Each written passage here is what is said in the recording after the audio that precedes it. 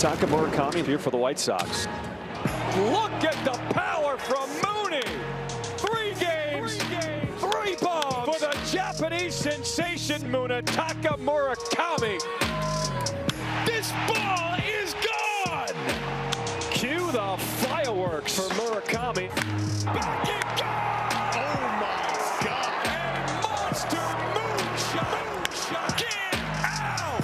Oh my. Murakami. 4 straight games with a home run for Munetaka Murakami. It's Munetaka Murakami's world right now, and everyone else is just trying to keep up. 4 straight games with a home run for the Japanese star, 9 on the season, second most in Major League Baseball. He's been the headline, but overall this lineup has come alive on this road trip, and they'll try to keep it going tonight in Game 2 versus the Diamondbacks. And it helps when you've got some arms on the mound. For the White Sox, Anthony Kay gets the nod after working behind an opener last time out. Tonight, he'll look to set the tone from the start. But for Arizona, Eduardo Rodriguez, he takes the ball 5-0 in his career against the White Sox with a 3.05 ERA. But the way the lineup has been swinging it lately, that all could change here tonight. How's it going, everybody? Brooke Fletcher here, and listen, that all starts with Munetaka Murakami here. His power has been really impressive, but his process is also what really stands out. He told me at the beginning of the season he knew pitchers were going to adjust to him, so he had to counter that, and we've seen that as of late. He has stayed disciplined. He hasn't chased. He's forcing guys to attack the zone, and when he finds that right pitch, man, he is making them pay. It has been so impressive so far, and when he gets going, it rubs off on the rest of this lineup. 9 homers already for him this season, not only the most for this team, but through the White Sox franchise through their first 23 games. Coming up, man, the West Coast has been really good for this White Sox lineup. The bats are, how would you say, really hot? Can they keep it going? Here tonight, John and Steve discuss what they need to see from this group against this tough Diamondbacks pitching staff. That's coming up next. Don't go anywhere. White Sox baseball on Chicago Sports Network is presented by Toyota. Visit your local Chicagoland Toyota dealer or Toyota.com today. Let's go places. By Davis Law Firm, your Chicago lawyer. By Prevagen, made for your brain. And by Wintrust. Different approach, better results. That's Wintrust. Visit wintrust.com/here to learn more.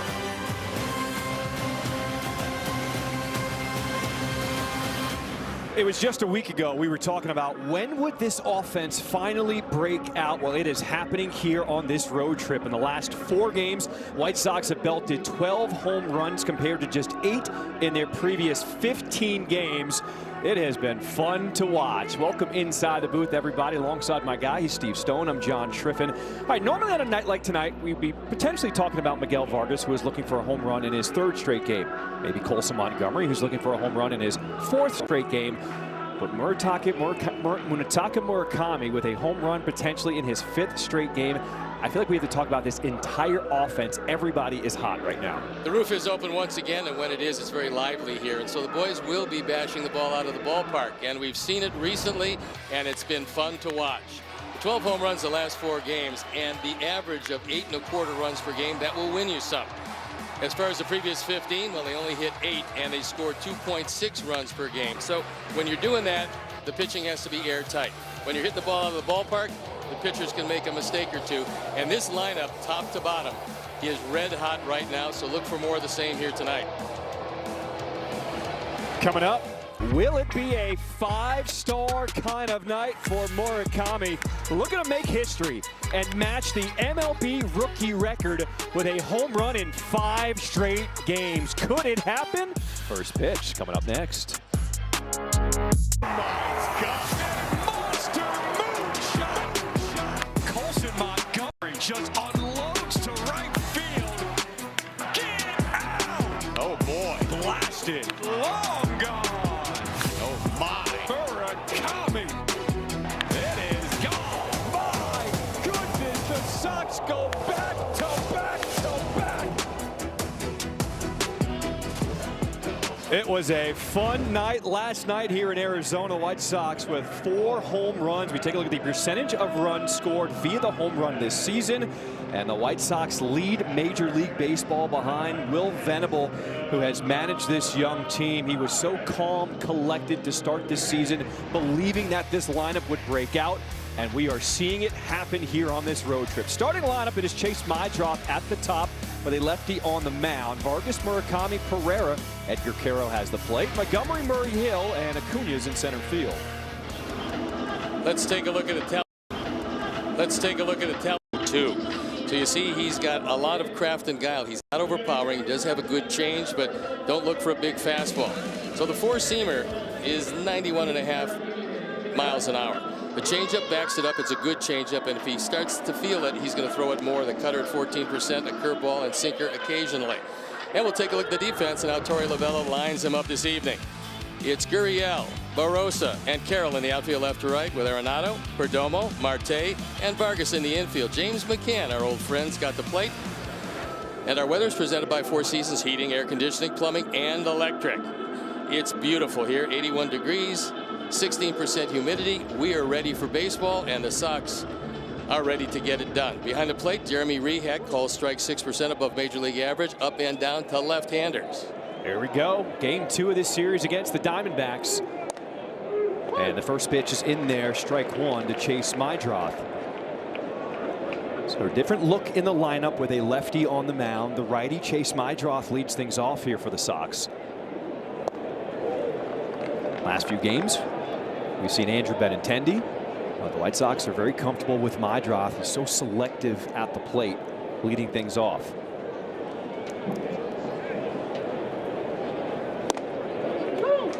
Fastball is in there from Rodriguez. 1 ball, 2 strikes to start this ball game. This is what he has to do. He has to work the corners. You got a fastball under 93, and if you throw it in a bad spot, it's going to be hit hard. Sticking out the bat under the dive of Vargas at first, and Chase Mydroth a leadoff single to start this one. It is time for our lines to watch, presented by Circa Sports. Sports betting the way it should be. We check out the odds for White Sox home run hitters tonight. Steve, you've been on fire. Who do you like? I got to take Mooney, I believe, even though it's plus 355. But to me, he's been right on just about everything, and hopefully against the left-hander, he can get it done, because he's not going to overpower him, and I don't think you can throw the ball by him inside. Miguel Vargas at the plate. First one missing, ball 1. Something Murakami has talked about in the post game is just how much fun it is to be a part of this lineup when everybody is now hitting at the same time. Vargas now looking for his home run in 3 straight games tonight. Murakami did talk to the press before the game today, and his answers were just wonderful. He talked about what stat do you look at most in evaluating your own hitting, and he goes, I don't look at any stats. If my swing is good, the numbers will be there. Isn't it refreshing? Because we live in a day and age where there can be so much information, which is good, but it can bog you down if you're so tied into it. And he knows what he needs to do to be prepared at the plate, and he sticks with his routine. Well, he's got a great chance to be Rookie of the Year. No doubt about that. 1-1. This one well hit in the gap in left center field. It is Barossa cutting it off in center. Mydroth going first to third. Couple singles to start this game, and that'll bring up Munetaka Murakami. This is what he's done in his last 4 games. These days, you can't make a mistake in the zone. If you do, he's going to hit it a long way. Now he's starting to look for some breaking balls, and he takes those out of the park. So he's adjusting each and every day, and the league is adjusting to him, and that's what this game is all about. They're going to try for soft spots. He's going to try to keep them out of there. And last night was just another bomb. 3 in a row hit in the 2nd inning. Murakami, very strong. He faces a lefty on the mound tonight to start this one. Off the plate, ball 1. Yordan Alvarez hit another home run today, so he leads Major League Baseball with 11, but Murakami is on his tail.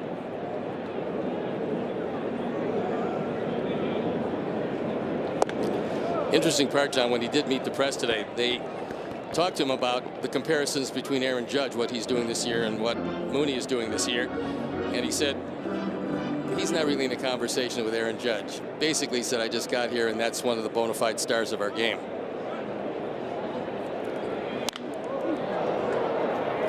Well, what we've seen so far, early part of this season, is that Munetaka Murakami is one of those 3 true outcome percentage leaders. That means it's either a home run, a walk, or a strikeout.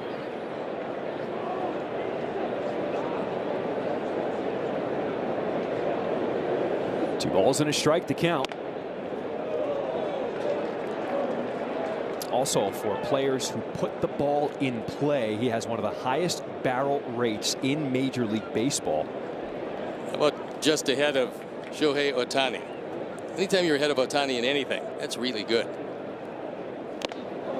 Big swing ties him up on the inside there. A chance for Murakami to tie the Major League Baseball rookie record with a home run in 5 straight games. Only 12 rookies have done that since 1900. Rodriguez went to a straight change. You don't see lefty-lefty straight changes too often, but the last one mystified Mooney.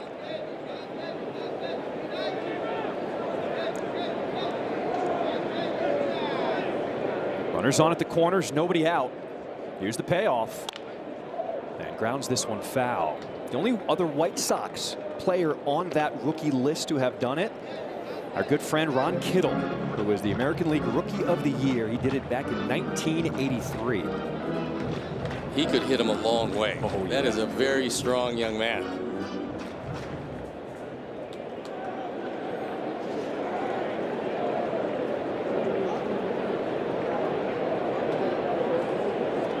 Here's a 3-2. Now, in terms of White Sox franchise history, players who have done it in 5 straight games.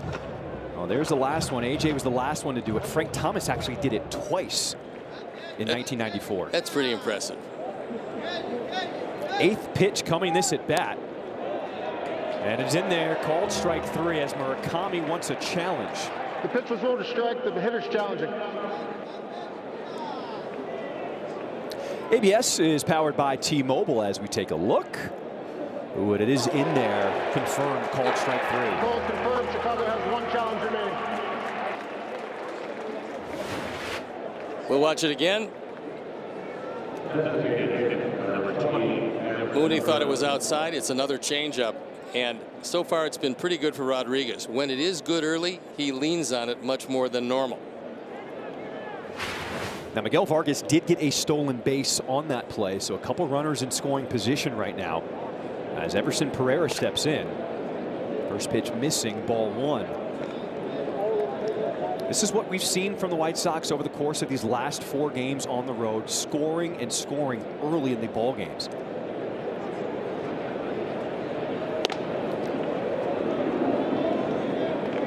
Rodriguez doesn't want to get careless with Pereira, realizing that he's got some big power. Made 2 great plays last night in right field.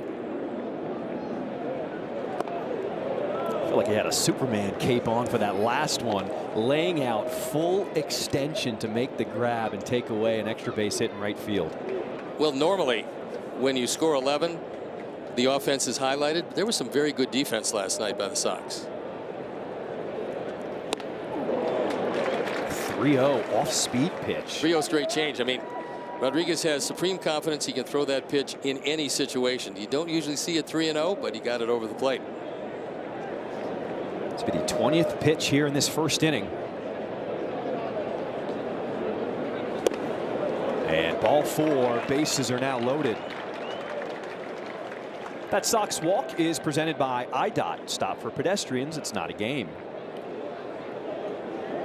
This should be a good matchup for Edgar, because I think he's a little bit better hitter these days from the right side. Rodriguez has not been able to shave off the inside corner to the right-hand hitters yet, so it's a good idea to look middle away.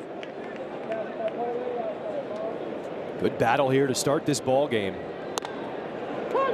Fastball at 95 in there. Strike 1 to Edgar Quero. The switch hitting catcher has caught the majority of the games for the White Sox to start this season, with Kyle Teel still on the injured list.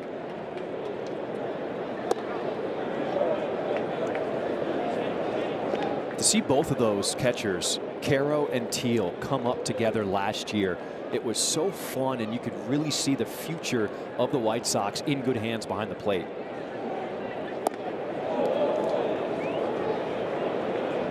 And hopefully Teal is coming back relatively quickly. He says he feels pretty good. So we'll see when he decides to go out on the rehab, and the Sox will welcome him back. They can really use him in that lineup. It just lengthens the lineup. Appeal to first base. As Corey Blazer says, no swing from Caro, so 3 balls and a strike.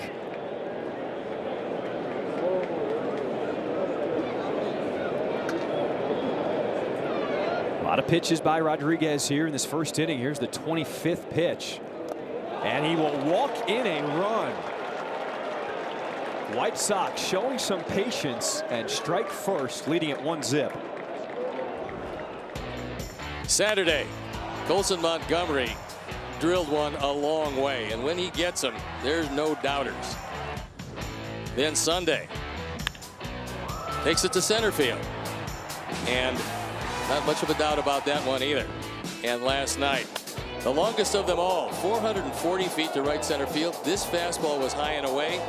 He was able to pull it, which shows you, number one, how quick his hands are, and number two, how much strength he possesses in that very young body. You know, it was interesting after the game last night. Colson Montgomery was asked by reporters what he was thinking at the plate in that position. He saw Murakami hit a home run, followed by Vargas, and he said, I was trying to hit a home run in that scenario. It was one of those nights where we were just all flowing. The hits were coming, the homers were coming. It was just contagious, and he just let it loose for the longest home run of the night. Well, I mean, what he did the second half of the season last year showed the league that he's going to be here to stay, and we've seen it in the early going. He hasn't had a great stroke all year, but now when he gets them, they also go a long way. Rodriguez having all kinds of problems locating the strike zone. He's walked back-to-back guys. You don't see that too often from him, but the Sox want to take advantage of it for more than just the one run. On the ground to the right side, it is Marte with a nice play from the grass. Gets the lead runner at second, but a run does score. And the Sox now lead it 2-0 in this first inning.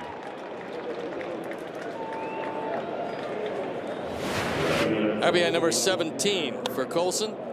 Nice play at second base by Marte. You're not going to be able to get 2. It's slow developing, so they get 1, and the Sox get 1. So Diamondbacks pitchers in the first inning, they gave up 8 runs on Sunday. Last night in the opener of this series, gave up 4 runs, and already 2 runs here tonight. It's just really good for you to get on top early and have the other team have to play catch up all night long. Tanner Murray, the start in left field, takes that first pitch for strike 1. Murray, another one of those infielders who came up in the minor league system, now being converted to an outfielder. And he's made some really fine defensive plays since being called up this year.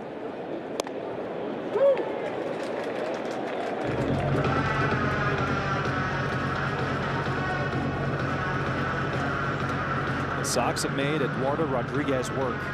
This will be his 30th pitch coming in this first inning. Barossa moved over just a touch into right center field.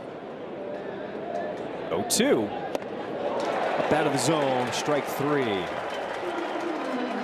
Some run support for Anthony Kay coming to the bump. White Sox leading this as he takes the ball when we come back. Take a look at the starting lineup for the Diamondbacks. They're still waiting for Ketel Marte to really come into form to start this season. Corbin Carroll, he has been raking. So has Ildemaro Vargas. He had a home run last night to continue hitting at the plate. It's now 19 straight games with a hit dating back to last season.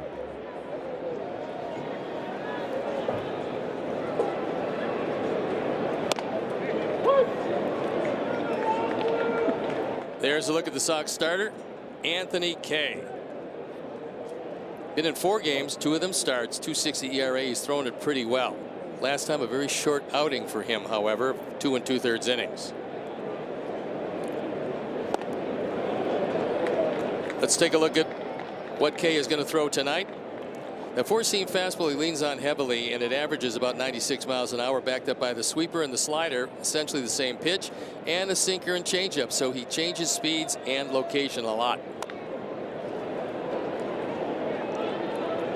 One of the guys in the lineup the Diamondbacks would love to get going, Ketel Marte. And when we spoke to Will Venable before the game about this lineup, he said, this is the guy I am really worried about, especially because what he does against left-handed pitching. Yeah, from the right side, he's a much better hitter than he is from the left side.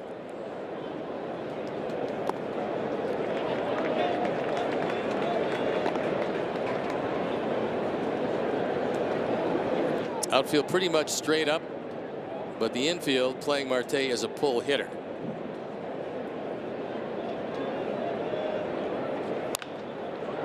Chopper to short. Colson Montgomery waits for the big bounce, and one away. Let's take a look at the defense and how Will's going to line them up tonight with Canner, Luis on Hill, and Derek in the outfield left to right. Then Vargas, Montgomery, Meidroth, and Murakami, with Edgar Caro getting the nod behind the plate tonight. And we told you about Anthony Kay, who's looking for a big outing. He's already staked to a 2-run lead.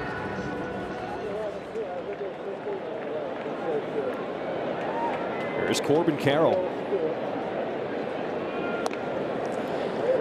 If you can stop these two guys, you can beat the Diamondbacks, and it's Carroll and Marte. Last night, between them, they had one hit. They stopped them, they beat the backs. That's the key.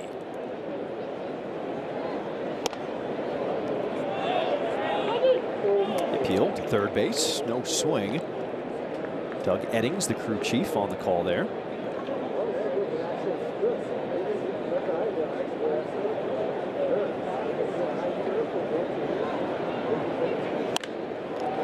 Popped up. It is Meidroth waiting on it. And there's two away. White Sox baseball on Chicago Sports Network is brought to you by Wintrust. Different approach, better results. Anthony Kay has been so devastating, against lefties now. 0 for 18 lefties versus Kay to start this season. But the White Sox have used an opener in the past with Kay on the mound to help him navigate the righties in lineups that he faces. I think he surprises them with the velocity, because the 96-mile-an-hour average, that's pretty good by major league standards also. But his secondary stuff is very good. When he's right, he's carving up the strike zone. Doesn't give you too much to swing at. Last time out, a short start. We talked about that, but he pitched in back of an opener. Missing the corner there. 1 ball, 1 strike. The count to the shortstop, Geraldo Perdomo, the switch hitter.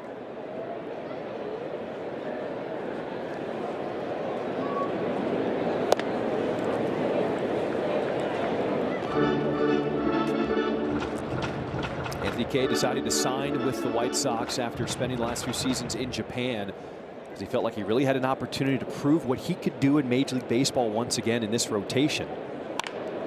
Slash down the line in right field. It's going to be a fair ball into the corner. Hill will get it back in, but Perdomo still racing. Slides in safely. A 2-out triple here in the first.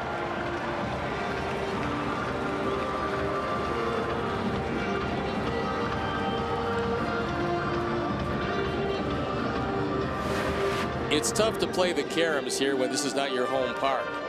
And as Hill went into the corner, he kind of had to wait for the ball to see if it was going to pop out, eventually having to go get it. So anytime it's sliced down the line and you're playing it straight away right, you got a long run. The ball didn't come out on the carom. He had to go get it, and Perdomo to third.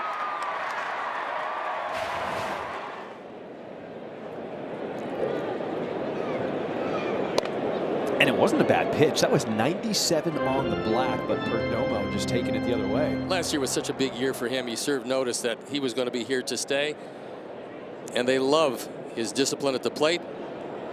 Obviously hitting in the 3 spot. He's a main cog in this offense. Otis Gurriel Jr. at the plate with 2 down. Chopper up the middle. Montgomery on the move, throwing on the run. Murakami gets back to the bag in time for the out. Terrific play on both ends, and it's out of the inning with a 2-run lead. It turns out to be a very good play as the ball's up the middle.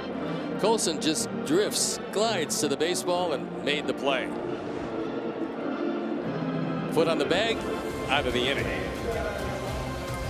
White Sox with a 2-0 lead over the Diamondbacks this half inning is brought to you by Wintrust. Steve, it seems to find us wherever we go. It is bark at the park tonight.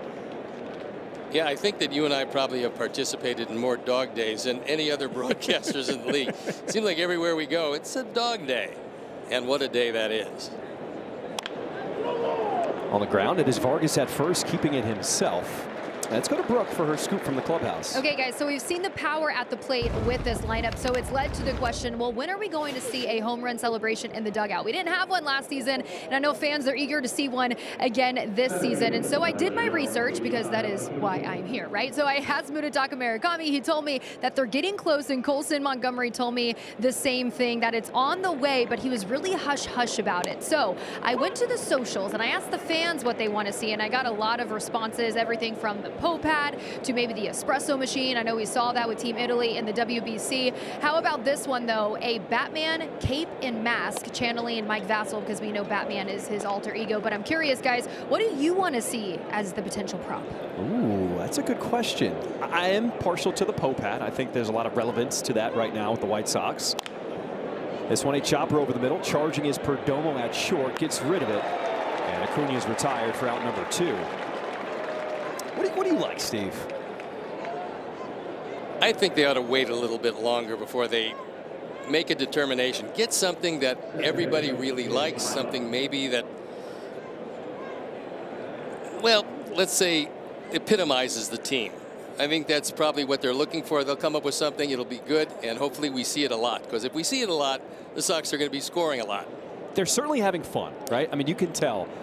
This is a team that enjoys playing with each other, hanging out with each other, coming into the dugout after home run. There are high fives from everybody jumping up and down.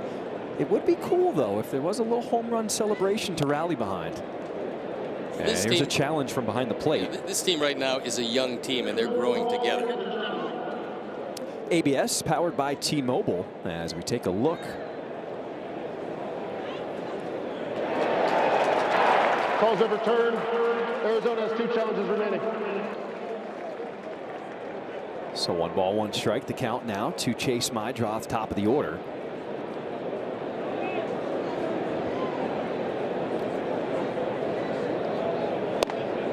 But I do like your point, just letting it happen organically, because these guys are so young with so many different personalities in there. Well, they hang out together all the time. I mean, this is a pretty close team, despite the fact that they're very young and they come from a lot of different places. So it'll come to them. Just one day somebody will say something that, hey, it's not a bad idea. We'll see what happens with that.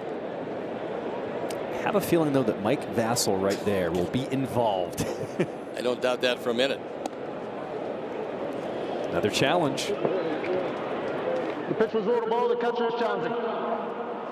ABS powered by T-Mobile. James McCann is 1 for 1. Let's see what happens here. Outside. The call is confirmed. Arizona has 1 challenge remaining. So both teams with 1 challenge remaining already here in the 2nd inning. You have to treat that like it's a very precious commodity. With only 1 left, you'd like to carry it with you into the later innings. 3-2. This is an important at bat, and it doesn't seem like much. It's 2 out, nobody on. But if Chase can get on, that's going to extend the pitches. You want to get Rodriguez with as many pitches early as possible and get into their bullpen. Ground ball to the left side. It is Arenado. Throw across the diamond in time. Well, last night the White Sox put up 4 runs in the first. Back-to-back-to-back home runs in the second, and the White Sox with an 11-5 win. Second here in Arizona, Sox with a 2-0 lead here for Anthony Kay, as he faces 5, 6, 7 in the order for the Diamondbacks. Spoke to Sean Burke today, who had an outstanding performance getting back in the win column for the White Sox last night, and he said when he took the mound with a 7-0 lead, he was just so grateful because his mentality changed on the mound. And that's kind of the growth that we're seeing from a lot of these young players. Sean said, I knew I couldn't be as fine anymore. Had to just go after these guys and not try to paint the corners. Well, you have to be aggressive and you have to throw strikes early. That's one of the things that Will was talking about with the bullpen. was that he'd like to see him throw some more strikes early in the count. You get ahead, it's a different at bat. I talked to Sean today about the knuckle curveball. He said it's always been a knuckle curveball. He said he feels he gets better rotation on it. Kay finds the strike zone. 3 balls and a strike to Jose Fernandez.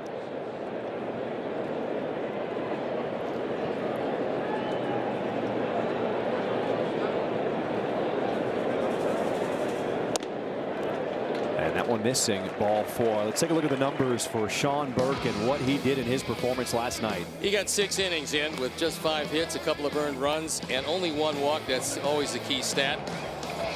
Makes a fine play here, the tag, the throw to the plate, and that changed the momentum of the entire game. After that, the Diamondbacks looked flat. The Sox kept pounding the ball, and superior defense was in evidence all night long.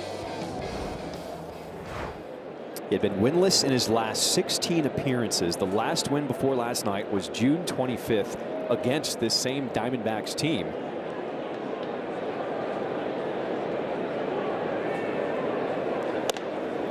So the only thing about when your team is scoring so many runs, you're sitting in the dugout a little longer between innings, but so that's a good problem to have. Yeah, I used to tell him, look, I'll sit here for a month. You just keep scoring. That's okay with me. Sean Burke will be on the mic with Brooke later in this ball game, top of the 4th inning, to talk about his start, how the season's going, the vibes in the dugout. Looking forward to that one. Yeah, I think that he's pretty happy with his stuff right now, and he thought the curveball last night was his best of the year. A lot of hitters on the Diamondbacks would agree with him.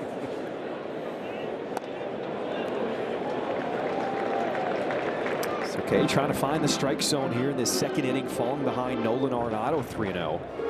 As Arenado was 2 for 3 with a double in the ballgame last night, including scoring his 1,000th career run. But the play that he was involved in opened the floodgates in the 1st inning, and that was a soft ground ball that stuck between the fingers of his glove.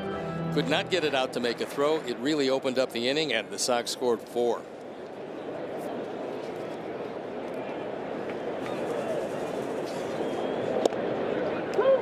Give you an idea just how hard that is to do.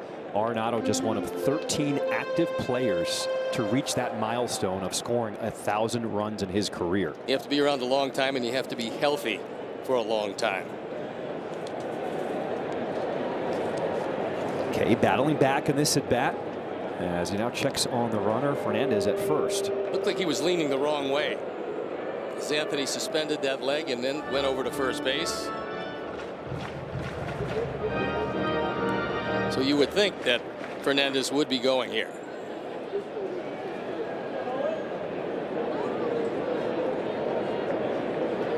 Okay, comes to the plate. This one is hit hard into left center field. Fernandez going 1st to 3rd off the single from Arenado. Let's go to Brooke for her news and notes. Guys, Shohei Ohtani is continuing to do Shohei Ohtani things. He's now extended his on-base streak to 53 games, which is tied for the longest in Dodgers history, which is pretty casual for him at this point. Jose Soriano, he just continues his dominance on the mound, lowering his ERA to .24 after 5 scoreless against the Blue Jays, showing he's one of the best starters in all of baseball and to one of the best hitters in all of baseball. Yordan Alvarez now has 11 homers on the season, which leads Major League Baseball, guys. All right, good stuff, Brooke. Now the other big news in Major League Baseball today, the Mets ending that losing streak. The Mets with a 3-2 win over the Twins. They scored a run in the bottom of the 8th inning to break the tie, ending a 12-game losing streak as Juan Soto came back to the lineup for the Mets. You had to figure eventually they would win one game. But they're having all kinds of problems there. And it so often happens in New York especially, but a few other cities also. Get off to a slow start, they want the manager fired today. And after him, the general manager fired today. And if you can get the president, fire him too. But I don't think that's going to happen anytime soon. A lot of baseball yet to be played here.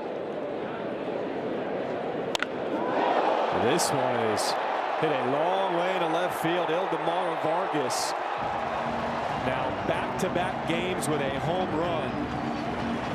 He's extended his Major League Baseball best hit streak to 20 games in a row. And the Diamondbacks take a 3-2 lead here in the second. Fourth home run of the year for Vargas. He's now driven in 14. He's been around for a while, and yet this year he's had an enchanted year. This is a fastball. It had the whole plate. It was inside, and Vargas knew exactly what to do with it. So as quick as he was from the left side last night, that's how quick he is from the right side tonight.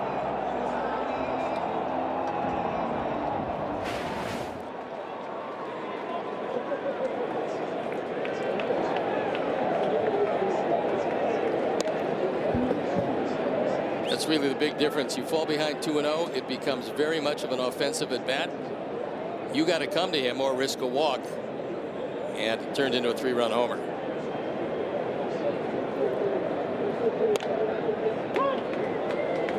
Numbers very different. K versus lefties versus righties. That's why the White Sox have been trying to limit his exposure to righty bats with using an opener. But they are righties, including switch hitters, up and down this lineup tonight for the Diamondbacks.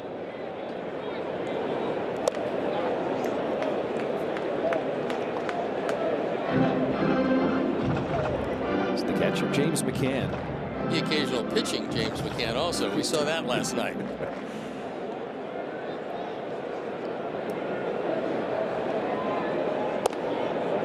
It's always interesting the approach that position players take when they get onto the mound. Some like to fire it in. Some like to throw junk balls. McCann used that floater. It was probably one of the slowest pitches we have seen from a position player on the mound. I've seen a lot of position players that have very good knuckleballs that they'll throw, and they're usually better than the pitchers. Rate is a proud partner of the 2026 White Sox. The Rate app gives Chicago fans an all-in-one wellness app with tools to build financial strength and guidance for fitness and stress management. Feel better, live better, play better. Download the Rate app today. 2 balls, 2 strikes. The only thing when you see a position player on the mound, you're thinking, just don't hurt your arm. Just get through the inning. Like Jose Canseco. Ooh. Say his tendon in the elbow just exploded.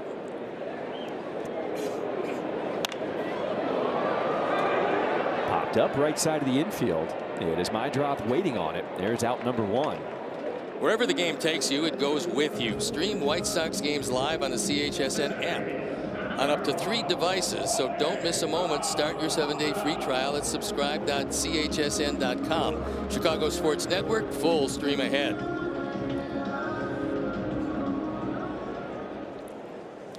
Center fielder Barossa, bottom of the order.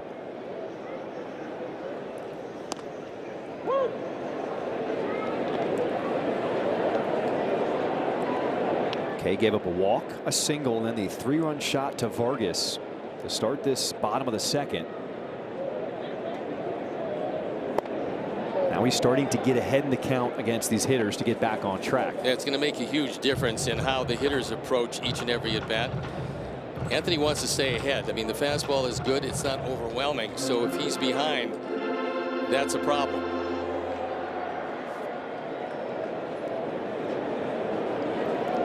Oh, 2.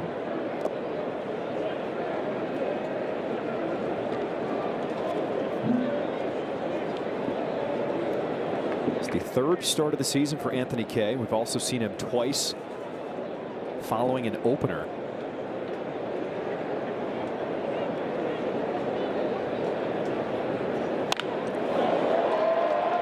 Into center field, and Acuna will make the grab for out number 2.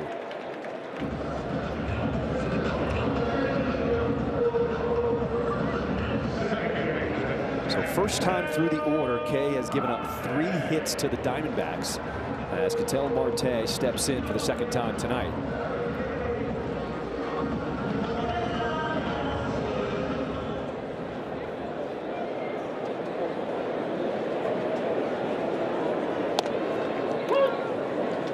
Starting to see more consistent first pitch strikes now from Kay. And he's going to the off-speed pitches, some sliders on the first pitch to get ahead.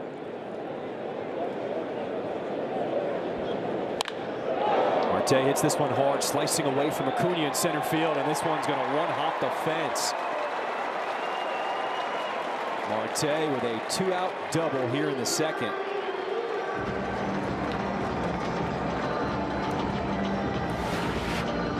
I think Acuna thought that he was going to be able to make this catch, but with the roof open, the ball just explodes. No chance to get this, playing the carom, and turns into a double. Third double of the season for Marte.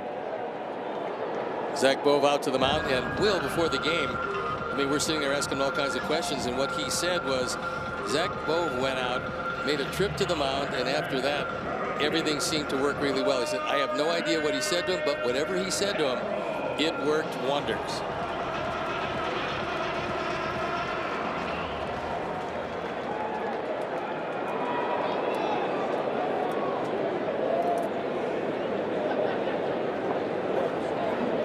That trip coming last night in the 8th inning, Osvaldo Bido walking a couple guys.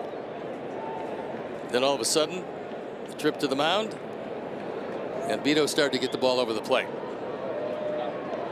A lot of pitches here in the second. This is the 30th in this inning for Kay, as he faces the only lefty in the lineup, Corbin Carroll. Hit a little weak pop-up last time.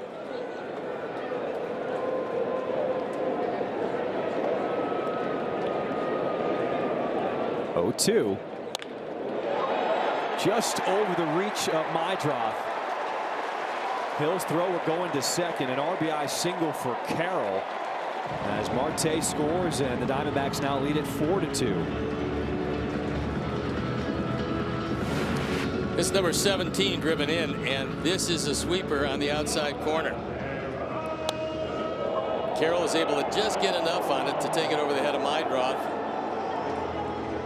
But the Diamondbacks have extended their lead to 4-2.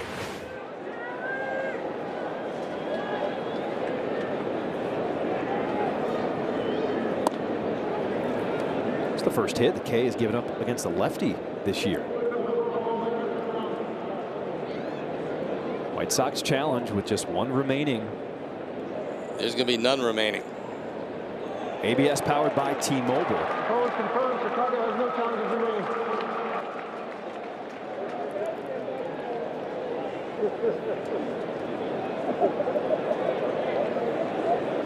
This is the second inning,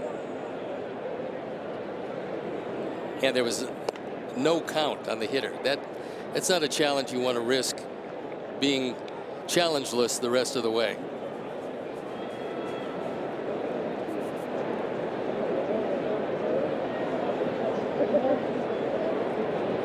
Perdomo tripled his first time up. Now shows bunt, puts it down. Vargas at third, but everybody was back. No chance to get the speedy Perdomo with an infield single. Heads up play, however, by Vargas. It's heads up because the only play he had was maybe you could get the runner rounding the bag. So back that far at third base, Perdomo says, you know what, you're giving me a base hit, I'm going to take it. And then Vargas goes to second. But unfortunately, just a step too late.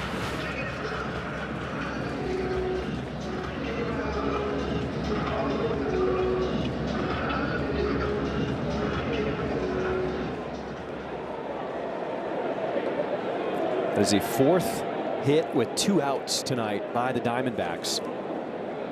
And the 9th batter to come to the plate here this inning is Gurriel Jr.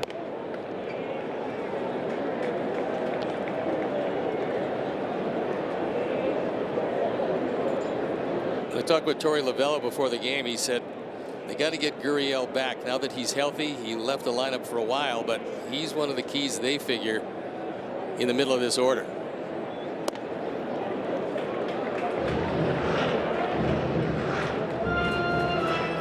There's a look at one of the better managers in the game. Got himself a pretty good baseball team here. He said they're really missing their talented catcher, Gabriel Moreno.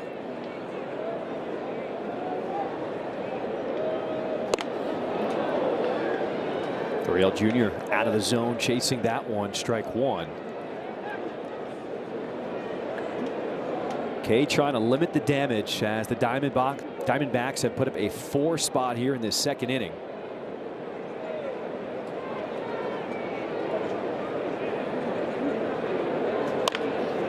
Tapper, Kay gloves it, sets his feet, and that'll do it. When we come back, Munetaka Murakami is due up second, looking for his 5th straight game with a home run. Welcome back. Time now for Know Your Sox, and I caught up with Miguel Vargas. I asked him for a walk-up song he loves but would never actually use, and he said anything by Aventura. It's this Latin band, loves the romantic songs, just not quite the vibe for stepping into the box. I also asked about his pregame routine, and he said one thing he never skips is taking a moment to pray. And off the field this year, he told me he's been really focused on the little things, cleaning up, even making his bed, guys. And we know if you have good habits off the field, it creates good habits on the field. I love that. There's a system to everything, and if that works, you go with it. Miguel Vargas high in the air, deep it goes!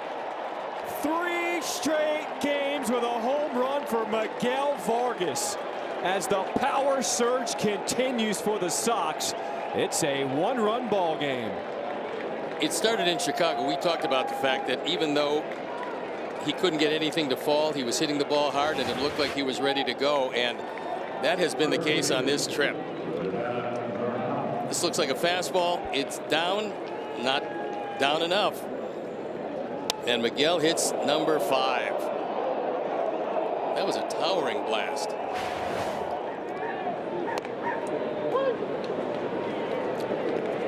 Seeing these home runs come, first starting the road trip in Sacramento, and now here in Arizona. But when you look back at these home runs, none of these are cheapies. These are absolute shots. I would figure that last one had to go maybe 405. We'll have to check that out.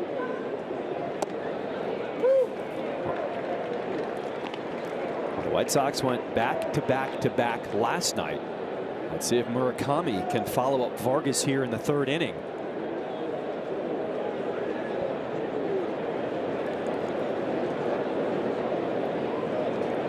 Two. This half inning is brought to you by Hyundai. You got the totals for the home run? We know it was over 400. It was 428 feet from Vargas. It wasn't wind blown. We know that. And Murakami just getting a piece to stay alive.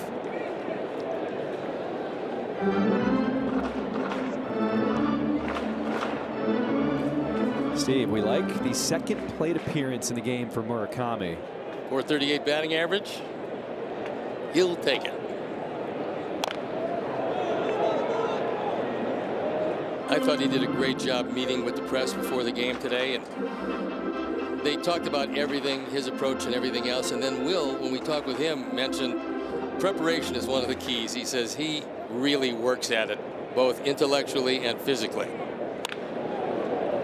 And typically that's not part of his routine. Normally when he does speak with the media, it's after the game, because he has a very extensive pregame routine. But even he understands the Murakami mania that is going on right now. Everyone around Major League Baseball is watching what he does. In the air to left center field at the warning track, and the catch is made by Gurriel Jr. for out number 1. That one didn't miss by much. Probably went 370 feet, but unfortunately it's marked 374. Shows you how strong he is. The quick hands just flicking out the bat to the other way. I mean, he was out on the front foot, didn't get a whole lot into the swing, and still almost hit it out opposite field.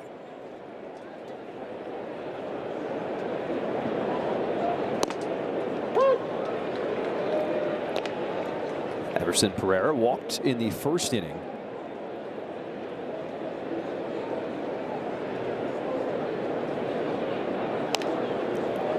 You said as soon as they open the roof, this becomes a very different ballpark. It was lively last night. We've already seen a couple home runs here tonight by both teams. Tomorrow afternoon they're not going to open it, so it's going to be much more pitcher friendly tomorrow than it was the first 2 games of this series. And on the hands as Marte waits on it at second. And there's out number 2. Sox fans head down to the ballpark this Saturday, April 25th, as the White Sox take on the Washington Nationals at 3 o'clock. 15,000 fans 21 years and older will receive this, a 90s City Connect jacket presented by Miller Lite. To purchase tickets, visit whitesox.com/promos.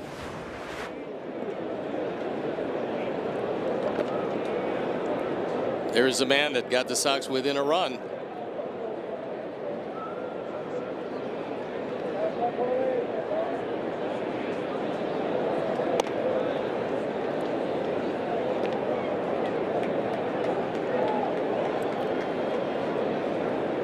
Edgar Caro, nobody out. Excuse me, nobody on. 2 outs in this third.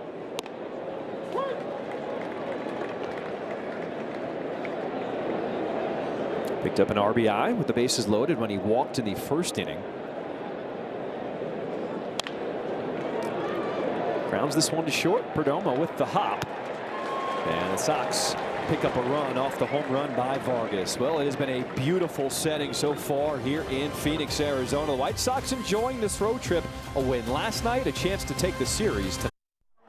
It's Earth Day, and the White Sox are getting some recognition across Major League Baseball for what they're doing off the field. They picked up MLB's Power Pitch Green Award and an honor from the Green Sports Alliance after cutting ballpark energy use by nearly 25%.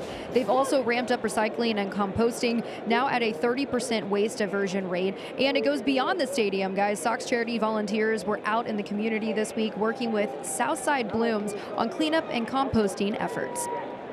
Round of applause for all the hardworking people at Rate Field to do a nice job lowering the energy, the electricity consumption, also the water consumption. And they have an on-site vegetable garden for Levy's Premium Kitchens. That is a really cool thing at the ballpark. Fernandez lines out to center field to start this home half of the third inning. This is a big center field, and you've got to get good jumps. The alleys are spacious. Just to the left and right of 407 in center field is 413, so a lot of room out there. All right, what do you think so far of Anthony Kay as he looks to try to settle in here in this bottom of the third? Well, the biggest problem in the second was getting behind, and you get behind. This is a good hitting team, these Diamondbacks. Nolan Arenado singled and scored in the second inning when the Diamondbacks put up all 4 of their runs.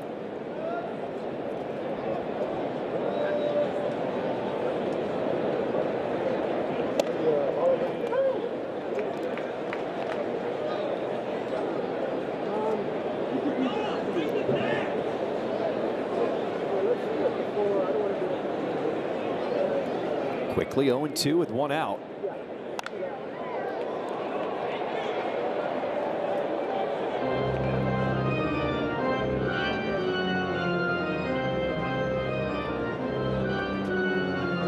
Arenado came up with the Colorado Rockies, and a very good player for them, and everybody discounted the numbers because it was Colorado.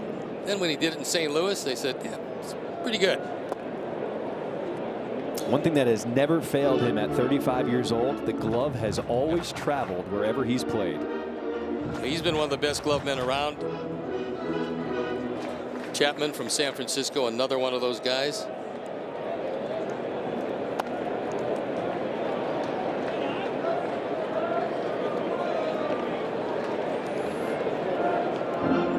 Jeremy Rehak wants to get a few more baseballs.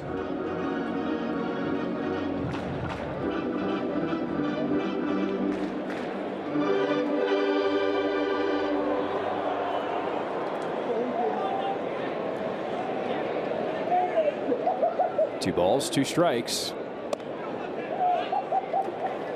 And Caro does not have a challenge remaining. You could tell he wanted to potentially challenge that one. It was a strike, there's no doubt. Backdoor breaking ball, and it just barely caught the edge, but the second early challenge on a 0-0 pitch was not a good use of that.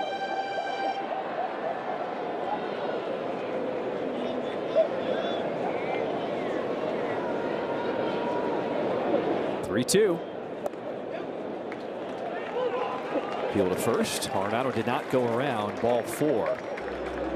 Bring everyone out to the ballpark this weekend for Family Sundays presented by Coca-Cola. You can enjoy family-friendly activities. Plus, kids can run the bases after the game. Tickets starting at just $12. To learn more and to purchase tickets, visit whitesox.com/Sunday.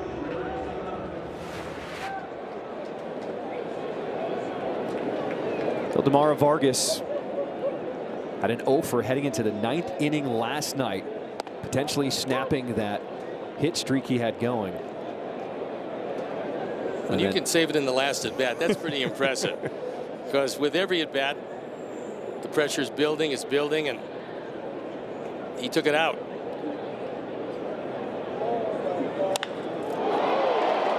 This one goes deep to left field at the wall, and it is gone. Second home run of the game for Vargas. His 3rd in the last 2 ball games. And he's driven in 5 tonight. So he's been pretty much a one-man band here.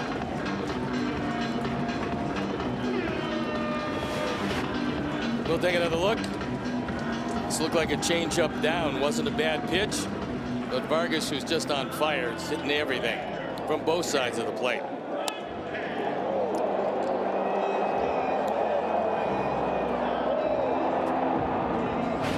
He just runs out of room. Steve, you always talk about how the walks will come back to haunt you, and both of the walks in front of Vargas have come in to score off of his home runs tonight.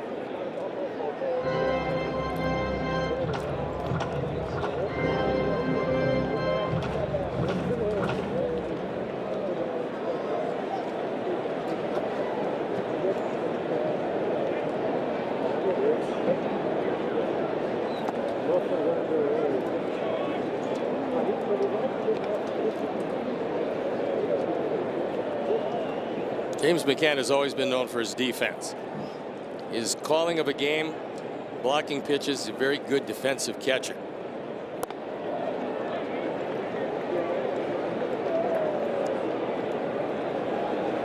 Kay taking a little time between pitches to try to regroup, as he has not been as consistent with his command so far tonight.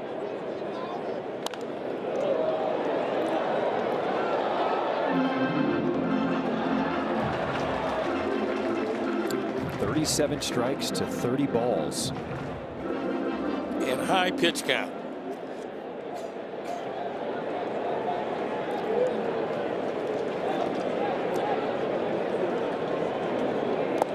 Yeah, you'd be smiling like that if you've done what Vargas has done over the last 2 games. Home run last night, 2 so far here tonight. All 3 of them just a tick under 1,200 combined feet. Now driven in 16, so he's having a big year. Grounded to short. Colson Montgomery. A smooth throw over, and there's 2 away.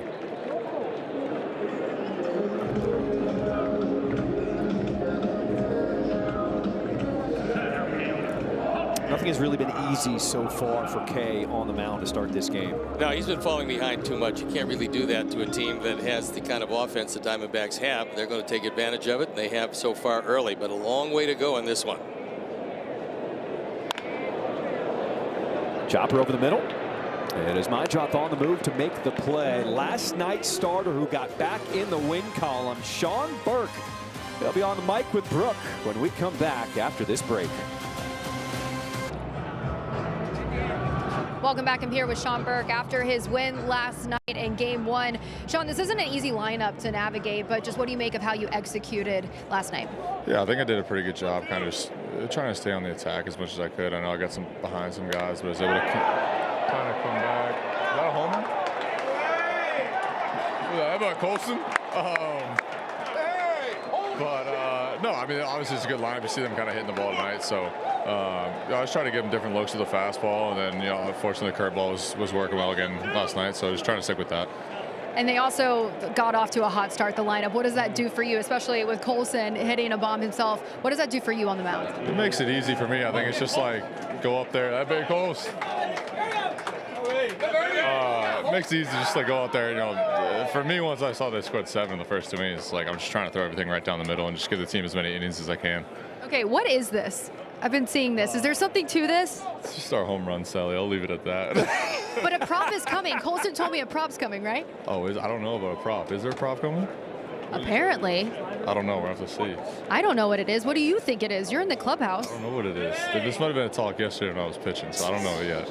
Okay. We'll see. Everybody's being so hush-hush about it. Yeah, I don't know. It might be a surprise. I actually haven't heard about it yet. I'll have to ask them after this.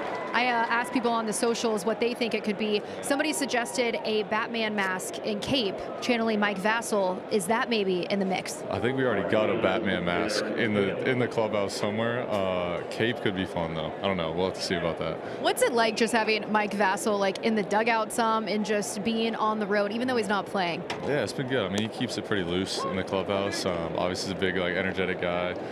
You know, for me, like, we're good friends too. So just having him here, kind of like taking our mind off baseball when we're away from the field, and then you know, here he's made himself helpful, like going over the meetings and doing stuff like that. So he's trying to make himself, you know, useful when he can. Has he picked up some hobbies or anything? I don't know if he's picked up any hobbies, but he's been having fun off the field. He's been doing his thing like he normally does. So he's staying busy. He's staying upbeat with all the stuff that's going on with the rehab and everything. So you were with, going back to Colson, you were with him in the offseason. Yeah. Just what did you see from him that maybe foreshadowed just the success he's starting to have at the plate right now? Yeah, I mean, he works pretty closely with obviously the hitting coaches here, and then you know our trainers and our agent, our hitting coach back in Nashville, and you know I think that he's a smart kid. He knows his approach, he knows his swing. So there's just a few mechanical stuff and some approach stuff they had to kind of iron out. But you know I see how he works in the offseason. They do a lot of challenging hitting stuff just to you know get game-like reps even when it's December, January. So you know I'm not surprised by any of this. Who's the better cook, you or Colson? I don't know. We both don't cook anything too crazy. I'd say we're both kind of even. We cook a lot of steak in the house, steak and chicken. We keep it simple. It's like the most boy meal ever, but yeah, we try to cook it up when we can. Secret to a good steak. Do you sear it or you put it on the grill? What are we doing? Reverse sear it. Reverse sear, get a good seasoning, maybe some honey on there. I put honey on there sometimes. That's good. Yeah, you gotta try that, honey. You learn something new every day. I'm not cooking steaks though, but maybe one day. Talking about Colson and just his approach with Mooney, just from a pitcher's perspective, what are you admiring about just his ability to adjust? Because he knew guys were going to adjust to him, but just the way he's been able to counter that. Yeah, I mean, I think even when he had that little stretch there in Kansas City when he was struggling a little bit, like his attitude didn't change, his prep didn't change. He was super consistent, and even with that, like he didn't try to do too much. He didn't chase pitches. He was still kind of in his approach. So seeing that makes it challenging as a pitcher. Like when you guys don't expand the zone, even when they're struggling, it's like you still have to come into the zone, and you see what he does when you throw the ball in the zone. So yeah, I mean, it's just a tough at bat every time for a pitcher. Sean, I appreciate you. Yeah, thank you guys. Guys, back to you.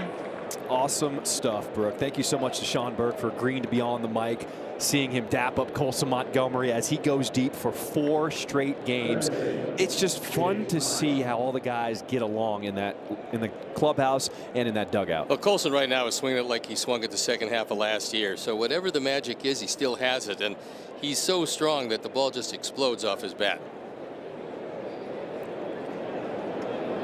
White Sox put Derek Hill in motion there to stay out of that double play. So 2 outs here in this top of the 4th. A runner in scoring position for Chase Mydroth. That was a good call by Will, because it gives him now, with the runner at second, chance to drive home another run. If he doesn't run at all, it's a real easy 2 and out of the inning.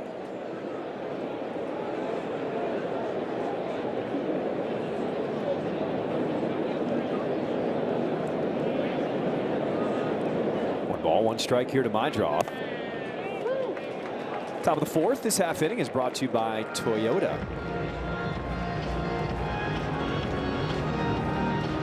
It's been fun to get to know the young guys like Mydroth, Montgomery, and Burke, and how they go about their off seasons. Well, you're sent home with a lot of information. They tell you exactly what they want you to do. We'll go back to the home run. This one kind of floats up and out over the plate. He tried to throw a changeup. High changeups don't work very well, as Colson gets most of this one.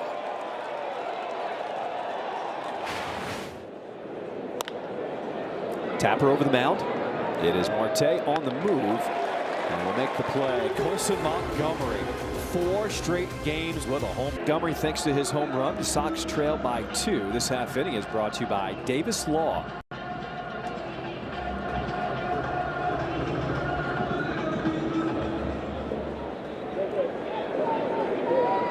Top of the order for the Diamondbacks.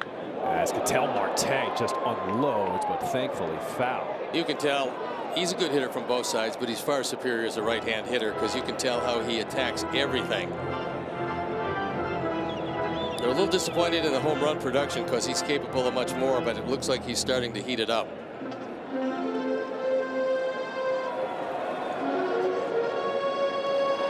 A tough inning was the second inning for Anthony Kay, where he threw 37 pitches and gave up 4 runs.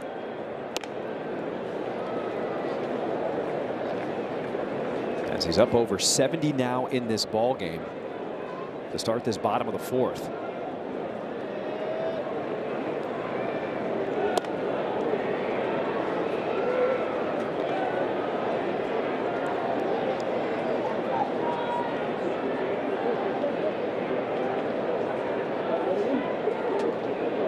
Two balls and a strike. Marte is going to feel that one. I think he should take a day and a half off. I mean, look, the man's limping. He's in obvious pain. It's a long year. They don't really need him all that much. Just wait till the White Sox get out of town. Yeah, those do not feel good.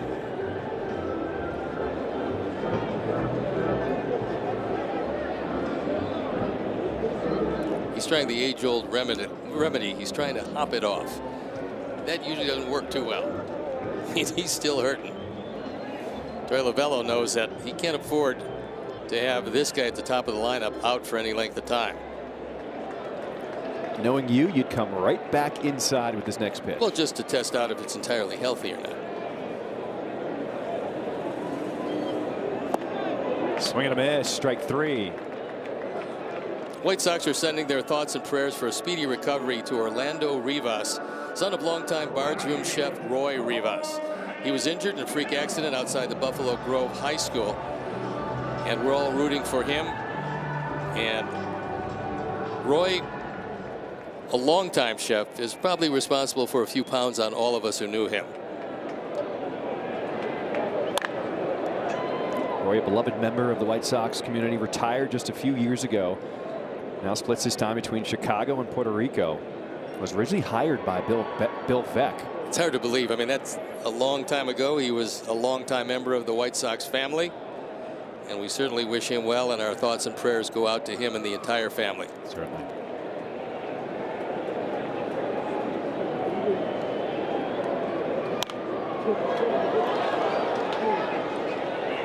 That one was close to here. Booth and a half over. We are still without a foul ball inside our booth, either home or away this year. If it's going to happen, it'll be with a left-hand hitter in this ballpark. Right-hander, that'll go to our right most likely.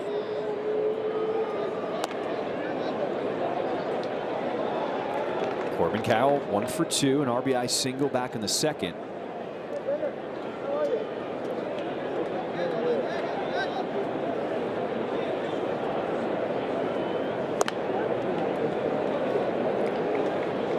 Those are the kind of pitches we've seen from Kay tonight. Even when he's ahead in the count, missing with fastballs and just uncompetitive misses. Yeah, he is not with his great stuff tonight. Those are the nights it's very difficult, but you got to find a way to make some pitches so that you can stay out of your bullpen early in this one. The last thing Will wants to do at this point was go to that pen in the 4th inning. Zach Bove looked at the pitch counter, and he knows exactly where he is. Slow roller. Meidroth has to charge it. Carroll's got speed, and he will beat it out at first.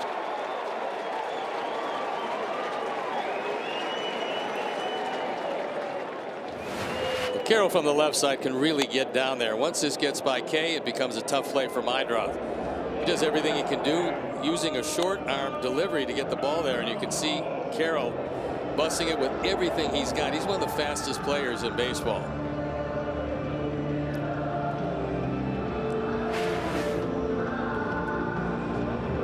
was awfully close at first base.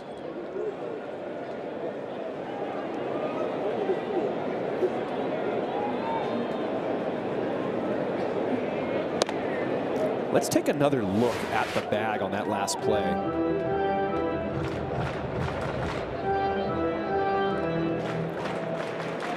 It's really close. I'm not sure if you want to use one there. Will decided to play on.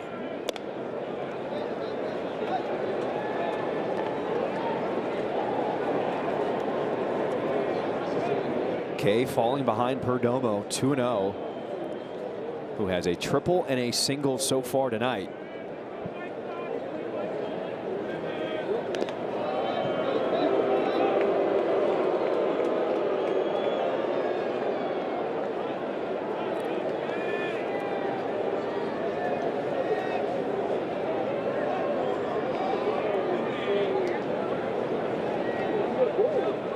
Runner goes, throw down by Carroll. And a stolen base for Carroll.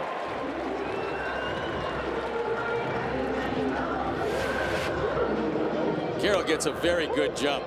The one-hop throw does not get there in time and probably gets a piece of Carroll on the way by.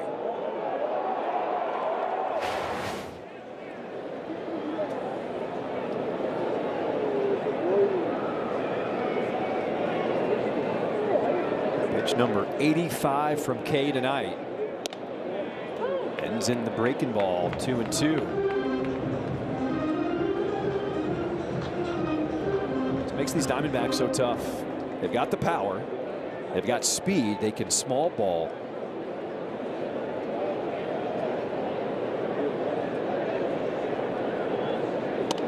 We've also already seen it tonight. They have now 8 bunt hits, which leads Major League Baseball. Well, there are some nights where you just don't hit the ball out of the ballpark. Pitchers will take that away from you and you try to manufacture some runs, and the bunting game, not for sacrifices, for base hits, is one weapon you can use when you can't hit home runs. There goes Carroll, taken off to third.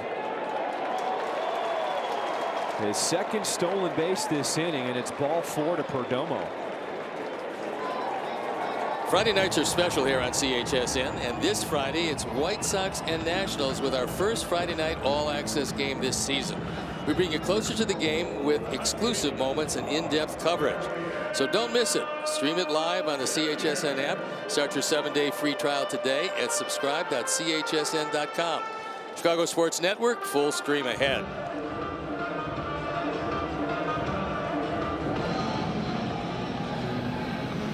Well, the White Sox sensing this is potentially danger zone for Anthony Kay. Zach Bove, the pitching coach, goes out for a conversation. Even though Lourdes Gurriel Jr. has been scuffling, he still has a ton of power at the plate.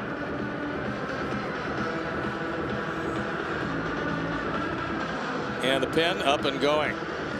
Jordan Hicks, who warmed up last night but didn't get in the ball game, getting loose as quickly as he can.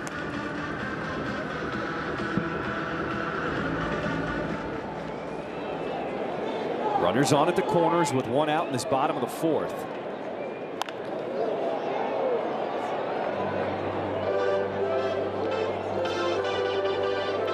You do have to watch Perdomo at first base. He has swiped 6 bases this year, although he's been caught 3 times.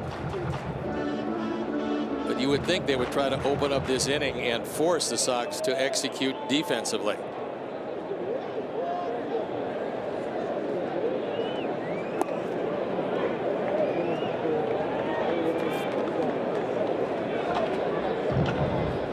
Gurriel Jr. with his batting average under 100 here in this season.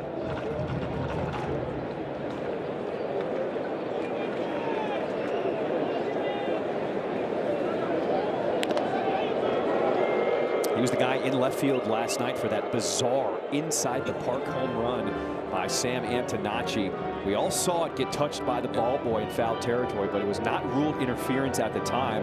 Gurriel Jr. gave up on the play, just let the ball sit there. But Sam Antonacci, he was the only one, just kept running around the bases. Turned into his first major league home run. First time a Sox player has had an inside the park home run. For his first home run, it was back in 1976. It's Kevin Bell, I believe, and that's a long time to wait. You just don't see many inside the park home runs anymore. When Antonacci was asked about it, he said, I feel like it kind of exemplifies who I am as a player. That's never giving up on a play. And that's what he's going to bring to this White Sox team every game. And I think that's what's going to keep him in the major leagues. It's a balk. Oh, boy. So Corbin Carroll will score from third off the balk. And it's now 7-4. Diamondbacks on top. We'll watch it again.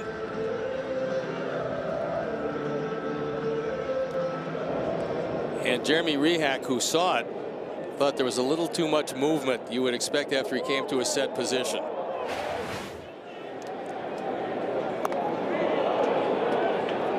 Gurriel Jr. could not hold up his swing there. Strike two.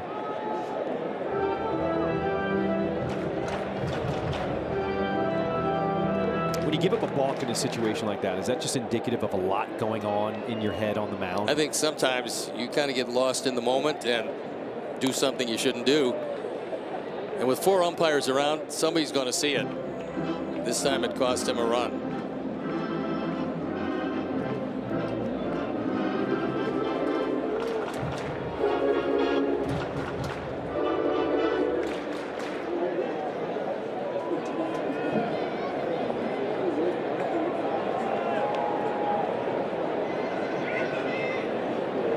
One ball, 2 strikes to count.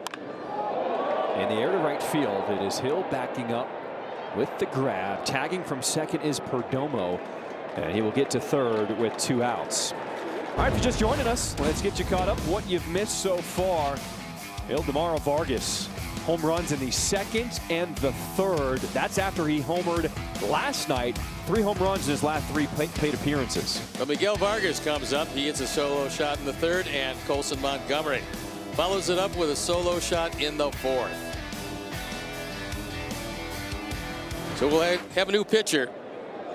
That K steps out, so will we, and we'll be. Follow our Sox at ChicagoSportsNetwork.com, presented by Nationwide Insurance Agent Jeff Vukovich. Get to enjoy knowing the Vuk as much as you do the jingle at JeffVuk.com, because Nationwide is on your side. Jordan Hicks comes on for the 12th time. His ERA a touch under 5. He was warming up last night. Was able to stay out of that one, but on early in this one.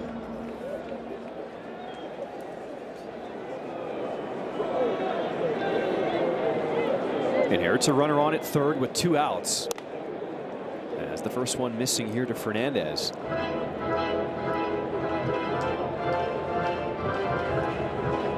Diamondbacks with 8 hits tonight. A 7-4 lead.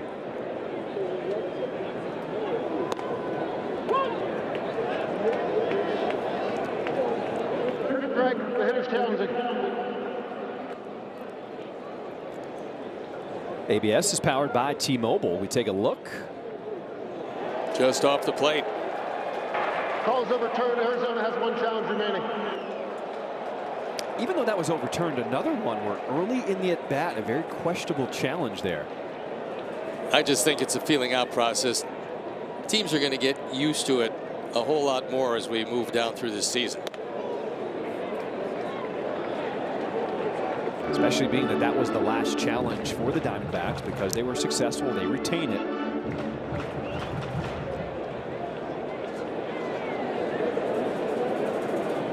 .3-0 count now.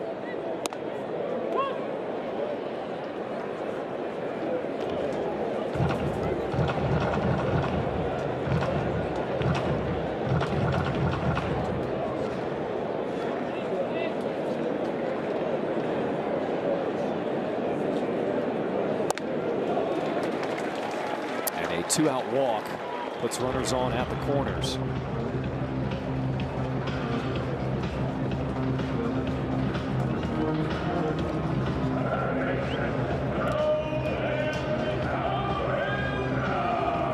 Day game tomorrow, and then no off day as we go home. So Will doesn't want to decimate this bullpen too early.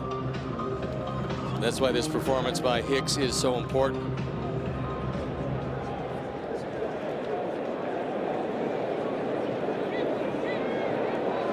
Here's Nolan Arenado. He's been on base twice and has scored each time tonight. Singled in the second, walked in the third.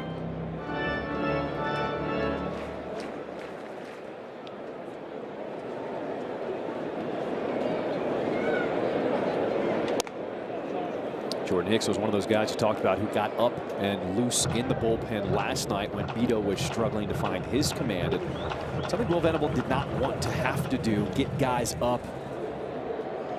Knowing what's coming up for this White Sox team, the off day happening here on Monday. Hicks almost threw that one away. Good catch by Mooney to make sure that one didn't go into right field.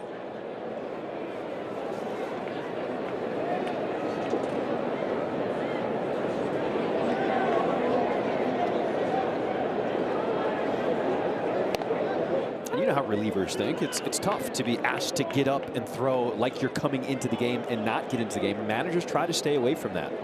Well, Will said that last night he wanted to end it with just 2 pitchers. He finally had the opportunity to do that and did end it.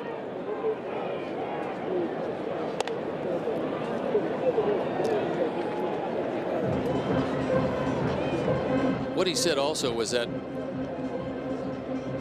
if you come in and give up 2 or 3 bombs, well, that's part of the game. But you come in and walk people, and that's something that he doesn't really like to see. I don't think any manager does.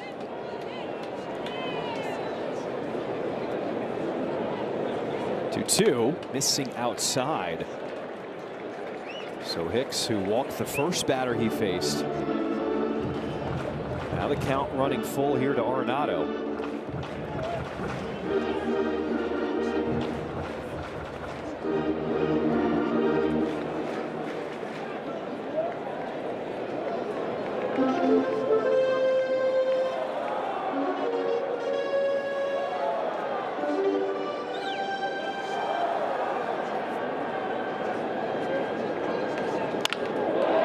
Liner to center. Acuna paws, now comes in, and it's going to one-hop off the turf.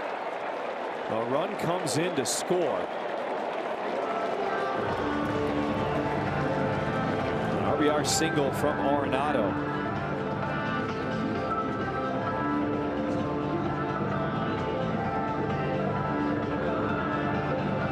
Sinking line drive to center field. Watch Acuna.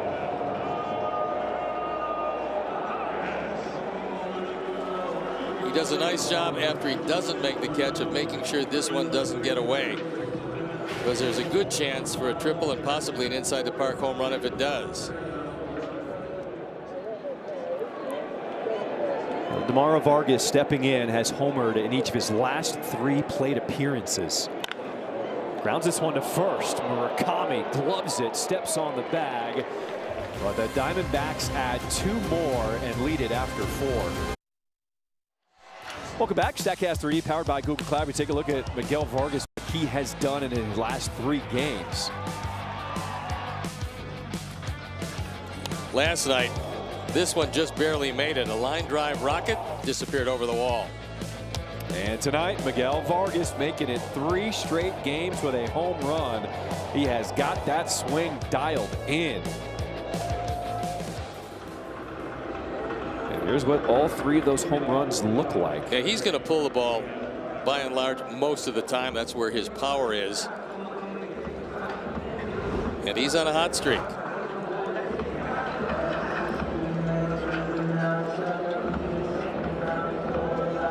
So let's just recap.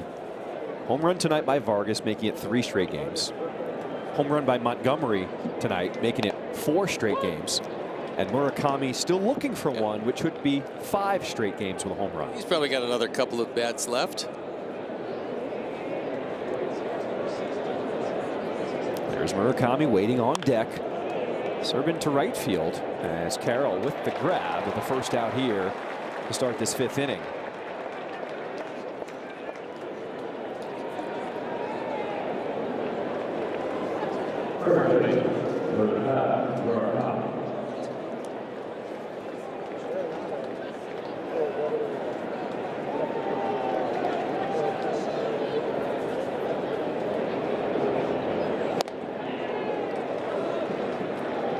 You look at Murakami with 9 home runs to start the season. If he keeps this up, he is on pace for 63 home runs this year. No one's expecting that kind of pace, but you can tell the power is there, and if he stays healthy, he can put up some serious numbers. And we have very much an offensive park. And it's going to get warm, and when it does, the ball is going to be flying there. So Will was talking about taking advantage of some hitter-friendly ballparks that the Sox have played in. Now, if the weather will warm up, our ballpark will also be very hitter-friendly. That was a pitch that just about everybody in this league expected he would be swinging at, and he has not done that. He hasn't expanded his zone very much. You're going to strike him out, but usually it's going to be in the strike zone. 2 balls, 2 strikes. Top of the 5th. This half inning is brought to you by St. Xavier University. Murakami has 18 hits already here this rookie season in Major League Baseball. 9 of them have been home runs. Breaking ball. This one is lined into center field. As Murakami gets his first hit tonight. Rodriguez tried to drop a breaking ball in. That was really good balance. He just waited back. He had to swing. He was right on it. The only thing he needed, a little more elevation. He hit it awfully hard and waited for it. And that's a sign that he's seeing everything Rodriguez is throwing. And what's amazing about what Murakami is doing, he's facing a lot of these pitchers for the first time. So a lot of the work that he's doing is, yes, he looks at those scouting reports, but he said, I'm focusing on what I'm doing at the plate and just continuing to keep it going, because right now it's working. Well, he broke it down to its simplest parts. And all the reporters wanted to ask him about whether it was extreme preparation or what he was planning to do with a left-hander and a right-hander, and pretty much he just stuck to the fact that if his swing is there, he doesn't care. Pereira sends that one into right field as Murakami gets to second safely. Let's go down to Brooke. Yeah, guys, and you're talking about just his process, and he said early in the season that he knew that the pitchers were going to adjust to him, so he was going to have to counter that. But if you take a look at his last 3 homers, they've all have been off speed. We know how the damage that he does against fastballs, but he's making those adjustments. And he said, listen, I understand, like you said, John, that he's facing some of these pitchers for the first time, but I'm doing my job studying them. I know that they're mixing things up, so I'm just sticking and trusting my approach, and you're starting to see it pay off for him. Brooke, it has been so much fun to watch this just play out in this early part of the season, as it is now a national story. You look on MLB.com or the social media channels for Major League Baseball, pretty much every day now there is something about Murakami because people are watching him. And with every passing day, he cements his candidacy for Rookie of the Year. And you'd have to think that if he continues any semblance of this for this entire season, he's going to be right there. I don't know who could win it over him at this point.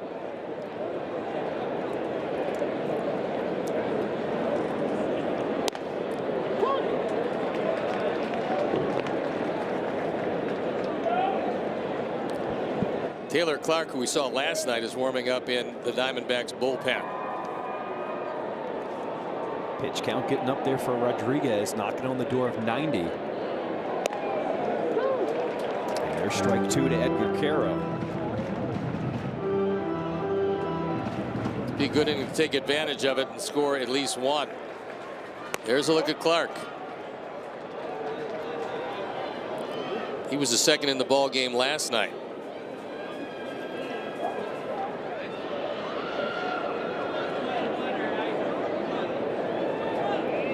Two.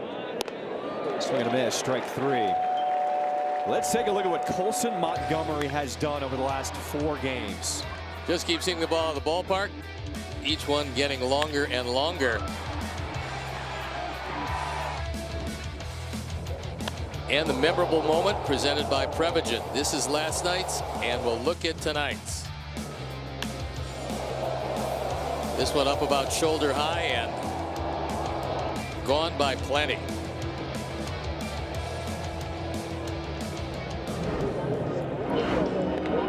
Pretty amazing when you take a look at what the Sox have done in this series. Longest home runs hit here, 4 in a game and a half. We told you it's very lively with the roof open, and it has proven to be every bit of that. This is franchise history here at Chase Field. And the top 4 are in these last 2 games. Right here. Pretty amazing.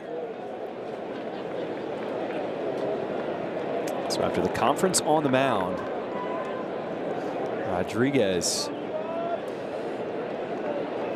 faces off against Colson Montgomery again.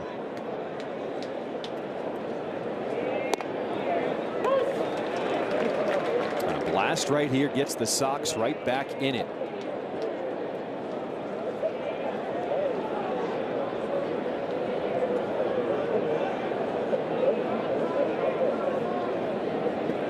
Murakami's at second. Pereira with his single on at first.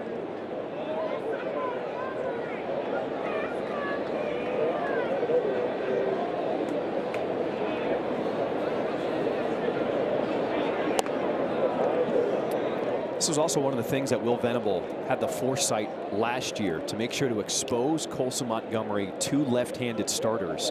Said he's going to be an everyday player for us, and we want to make sure he sees that in his first taste last half of the season last year, and it's paying off. Well, you can certainly get pigeonholed in this game.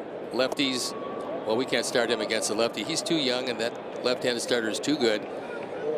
And Will, knowing the ceiling of Montgomery, just put him in all the time. Growing pains, certainly, but you're going to have to go through it. As you can see, OPS this year,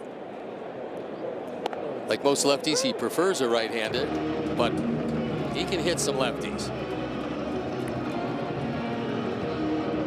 When you have the kind of young talent that the White Sox have right now, got to roll them out there and just let them do what they have to do to figure it out. Colson Montgomery's in some kind of groove at the plate right now. There's pitch number 95 tonight from Rodriguez.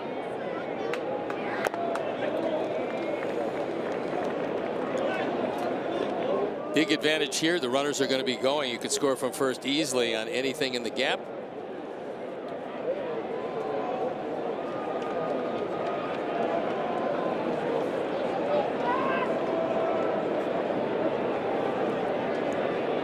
Here's the payoff. Inside, ball 4, and we have a challenge by McCann. The catcher's challenge in the ball call. ABS powered by T-Mobile. This is a big one. Oh, that's going to get just a piece of the plate, and that's going to end the inning. The inning ended on the Diamondbacks challenge. They still have one. They have a 4-run lead.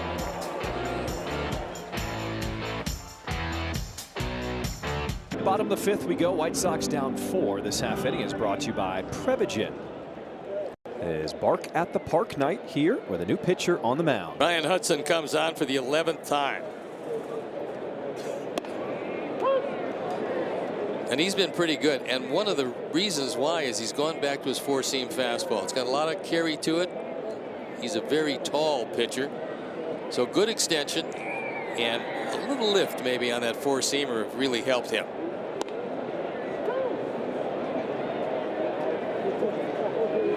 The pitch was rolled to strike. The hitter's challenging. ABS powered by T-Mobile. Well, they'll have to go the rest of the way with no challenges. The call is confirmed. Arizona has no challenges remaining. So that means both teams out of challenges here in this 5th inning.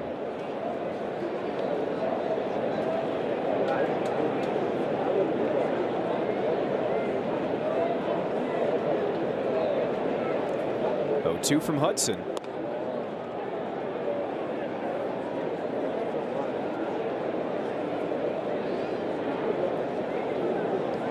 Hudson's turned into a good weapon out of the bullpen at 6'8". lot of length and extension coming at you at the plate.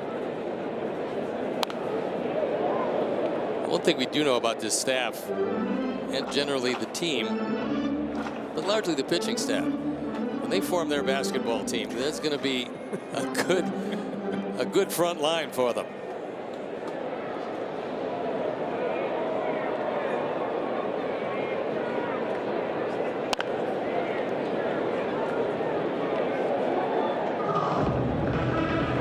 Compete in the Big Ten with that. Big Ten always known for big men.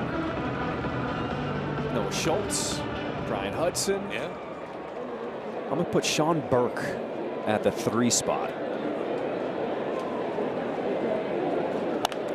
Colson Montgomery's my shooting guard.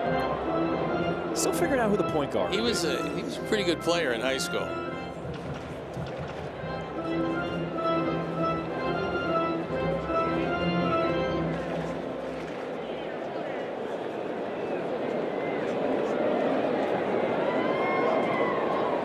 Two. Can has found off some tough ones. The four-seamer you talked about, that Hudson, he has been leaning on recently, leading to success. I think it gives him a little better life on the fastball. Consequently, instead of putting it hard in play, they're fouling it off. It's interesting, Will Venable told us it's been the catchers who've been calling for it more. Hudson didn't have the most confidence with it, but the staff noticed how effective it's been, and because the catchers have been calling for it now, Hudson is now starting to believe in it again. Well, the ERA has been very good out of the pen.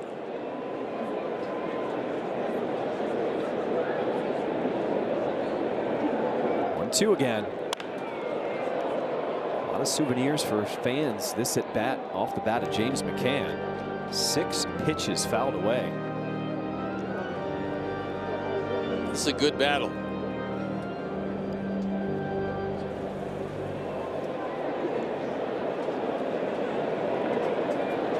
Tenth pitch.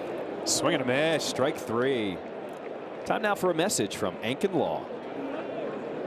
Howard, my dad was T-boned by a utility vehicle. What should I do? Ankin Law is injury law made personal. If you've been hurt at work, in a car accident, or suffered a medical mistake, call 312-6-million. It's always fun diving into the pitcher-catcher relationship and how catchers can really help and navigate pitchers through an outing, especially if they don't have confidence in one pitch versus another. That's one of the reasons why the responsibility a major league catcher has is all consuming. I mean, these guys get here early. They're in meetings with the pitcher. They have to be in the hitters' meetings. They have to know each and every one of their pitchers as well as each and every one of the opponent's pitchers. It's a lot of work, and the guys who aren't used to it suddenly realize that it's an all-consuming position. Probably one of the most, if not the most, important position on the field.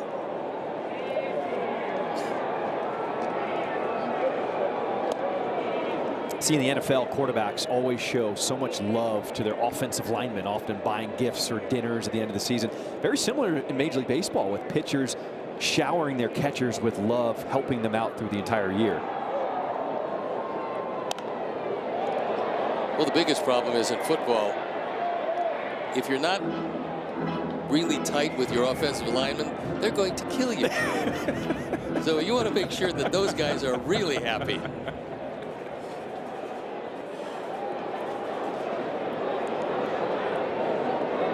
2-2. Down the line in right field. And just foul. Sox fans, join us at the ballpark on Saturday, May 9th, as the White Sox take on the Mariners at 6 o'clock. 15,000 fans will receive a women's athleisure jacket. It's presented by Rush. To purchase tickets, visit whitesox.com/promos. Not only do the White Sox have some of the best promos, they're all so very different, tailored to different fans, so everyone gets a little something at the ballpark throughout the season.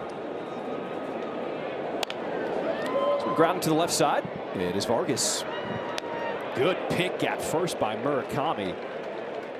And there's 2 down here in this bottom of the 5th inning. All right, See some early home runs by both teams here. White Sox trail by 4, but with the way this offense has been striking at the plate, you can tell the White Sox not out of this game here just yet. Well, the offense and the ballpark. This is a park you can pile up some runs early. The Sox have been hitting the ball out of the ballpark. They've got some work to do, but they got a few innings left to get it done. So we'll see how that pen is for the Diamondbacks and if the Sox can take advantage of them.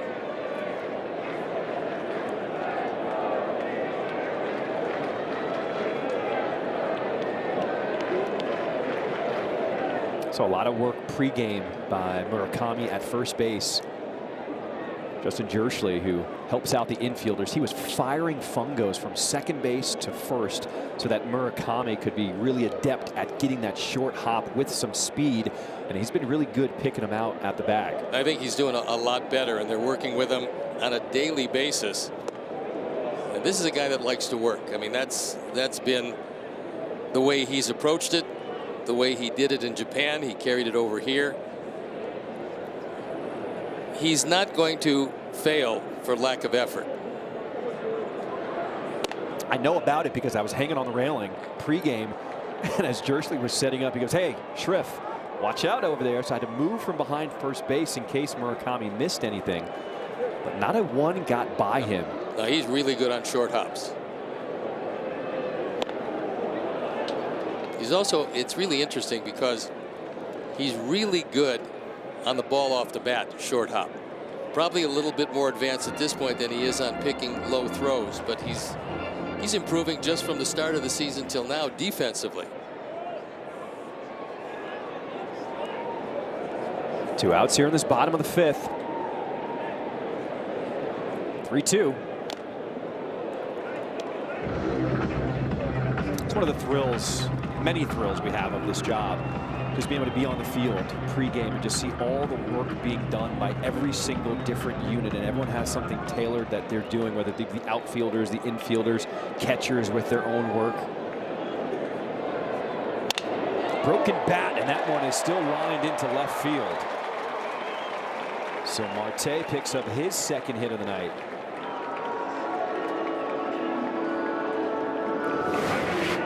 This one just barely eased its way out of the infield. That's a slider, and Marte from the right side, very dangerous. Takes it through the left side. Keeps the inning alive.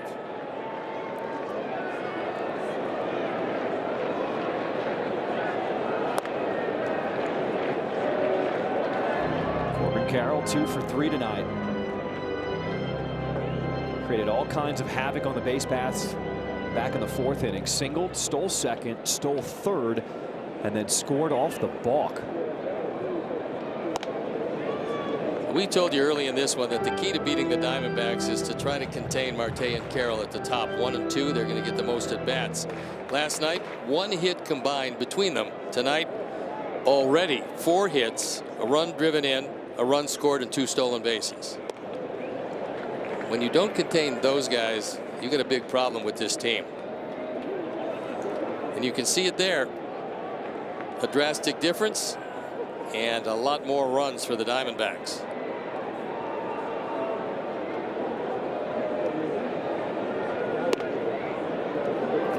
Ooh, where did that one miss? It did not. It was top of the zone, but the White Sox are out of challenges, so it is ball 4. Zach Bove once again comes out. Wants a word with Hudson with 2 on, 2 out. Sox have yet to retire Perdomo, and that's one of the reasons Zach is out there, to give Hudson the benefit of whatever scouting report they have on Perdomo and how they want to attack him tonight.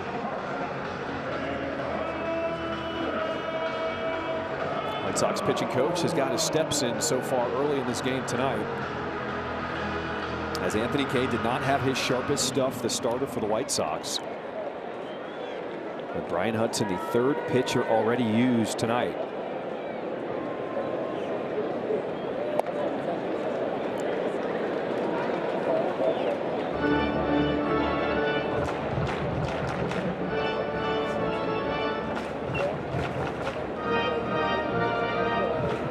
Diamondbacks have scored in each of the last 3 innings. 4 in the second, 2 in the third, 2 in the fourth. With Hudson trying to blank them here in this 5th.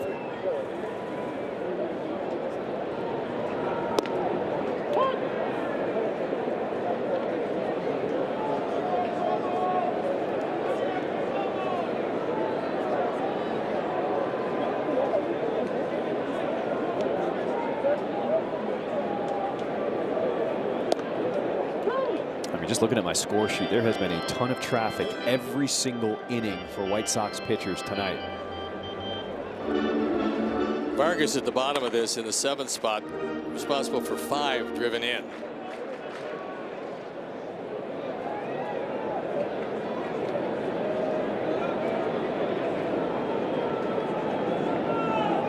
Ball, 2 strikes the count here on Perdomo.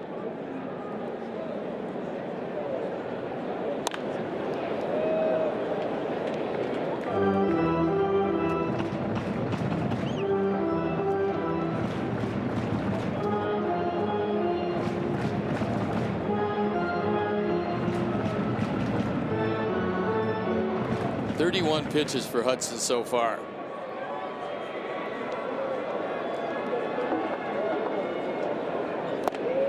Wipeout, breaking ball, strike 3. After 5, it's the Sox down. Top of the 6th, Sox down 4. This half inning is brought to you by Elgin Hyundai, and a pinch hitter to the plate. Sam Antonacci will lead things off, replacing Tanner Murray. Well, that's because Taylor Clark comes on for the 12th time. We saw him last night. Stuff was pretty good. The ERA a tick over 3. There's no walk percentage because he keeps throwing strikes. First pitch here to Antonacci.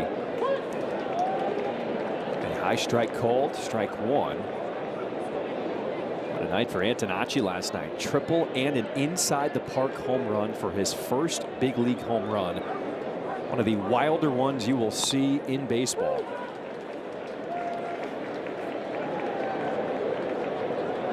When you think about it, last night had pretty much a little of everything you could imagine in a game.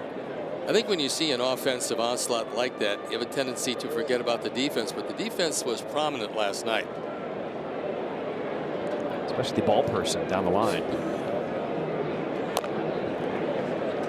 All right, let's take a look. Last night, Antonacci, inside out swing, and then hit the glove, hit the leg, and Adam Beck, who was at third base, did not see that. Gurriel gives up on it, but with no sign, and the umpires gave no sign at all. The ball's live. Sam did not do his umpiring, and he did hit an inside the park home run, and unfortunately, it appears the ball guy probably is sent down to AAA to get a little seasoning before they bring him back. Popped up foul territory. Arenado will get there for the first out here in this 6th inning. Interestingly, the Diamondbacks have had an issue with ball people touching balls in play. Another one happening like that similarly in their last series before we got here. It's really not a difficult concept. If you suspect that it might be a fair ball, just get out of the way. Tristan Peters comes on.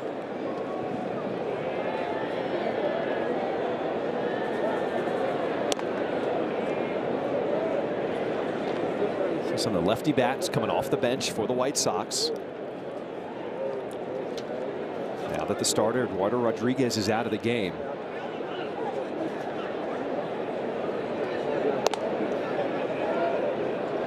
We were hoping the luck would change tonight. Rodriguez came into the night in 11 starts, had never lost to the White Sox. He wasn't exactly overwhelming, but he picked a good night to pitch. His team has scored 8 so far.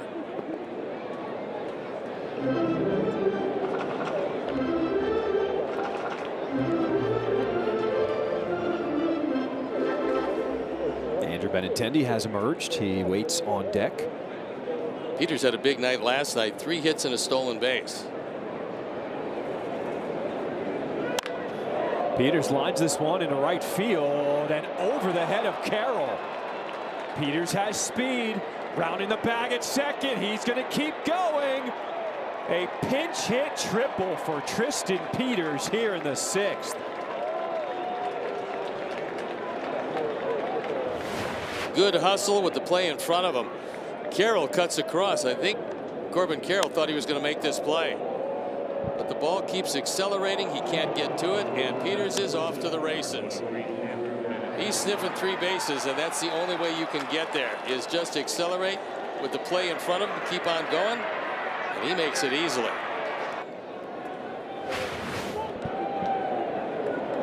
What a weapon he has become this season for the White Sox.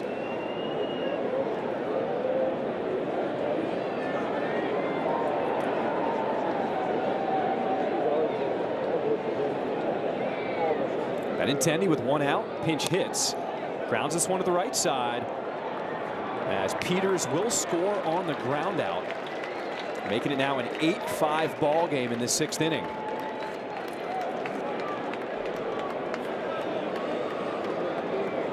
Benny's job there, either with a fly ball, a ground ball, just plate the run. He was able to do it. Joey Lavello chose to bring the infield back. He's still left with a 3-run lead.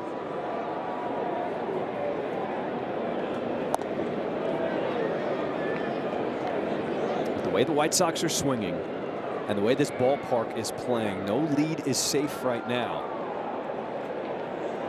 No, the Sox would love to get a little deeper into that Diamondback pen because they got a day game tomorrow, the final game of the series.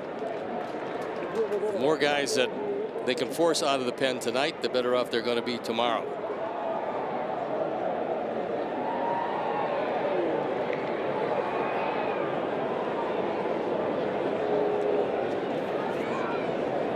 One ball, 1 strike here to Chase Meidroth with 2 outs.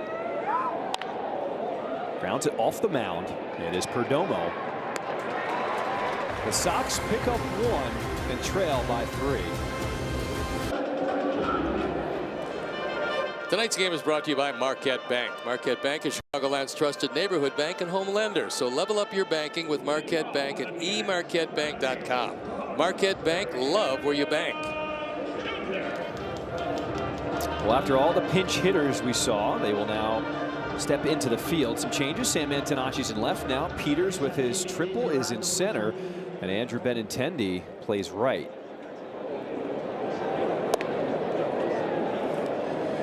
A new pitcher in the ball game. It is Lucas Sims. We saw him last night. ERA of 3, and this is 9th appearance.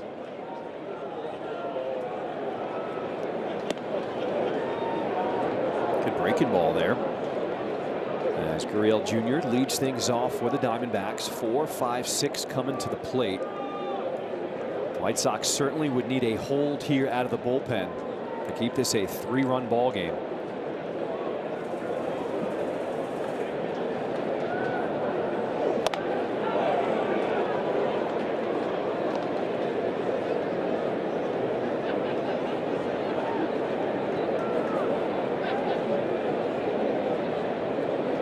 Two.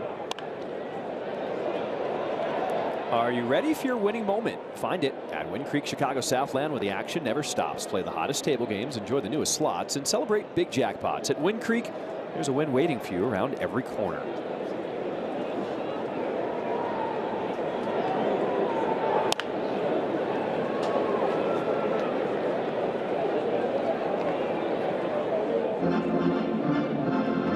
Gurriel just getting back in the lineup, and he's one of the bats they have to keep healthy. We talked about their catcher and his abilities, but Moreno's been on the shelf for a while.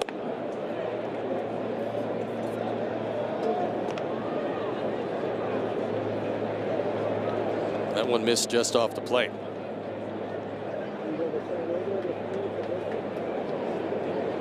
Two.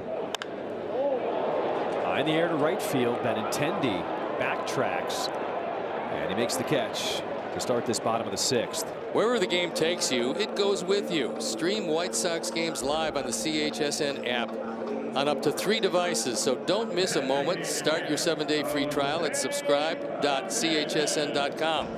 Chicago Sports Network, full stream ahead.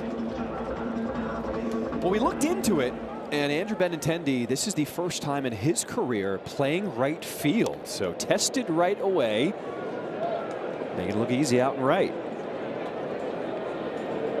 Looks up at his surroundings. Oh, this is what it looks like out here in right. Same fly balls come out to you. The only difference is, instead of hooking toward the line in left field, they're going to be slicing toward the line in right field. But everything goes toward the line in both fields.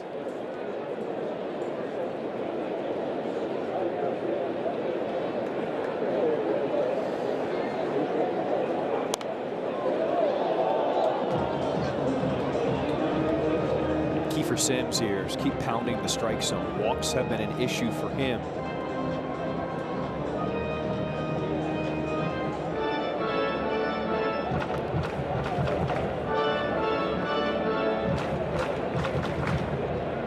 Two count here to Fernandez.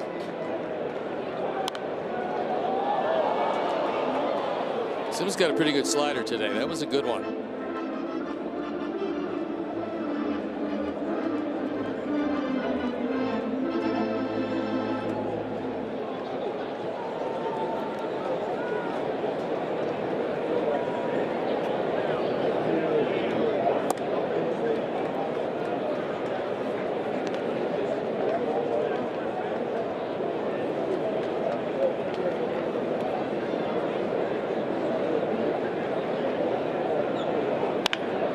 Ground ball and just under the dive of Vargas.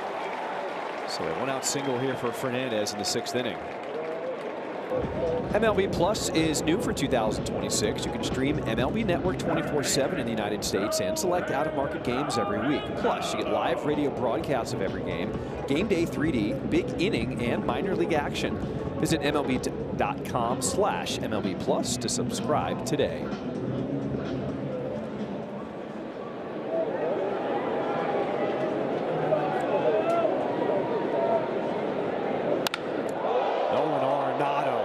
Just unloads on this one deep. It is gone. 4th home run of the season for Arenado. And just when the White Sox were trying to climb back in it, the Diamondbacks answer with a 2-run shot. 4th home run of the year for Arenado. He's now driven in 13, make that 14, and he's 3 for 3 tonight with a walk. This is a fastball that uses too much of the middle of the plate, and Arenado gets just about all of it.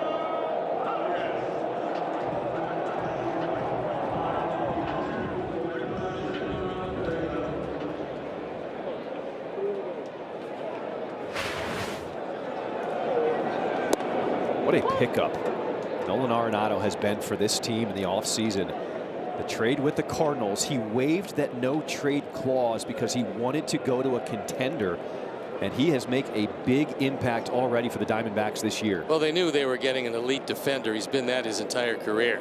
They just wondered how much he had left in the bat, and so far in the early going, he's been hitting the ball well.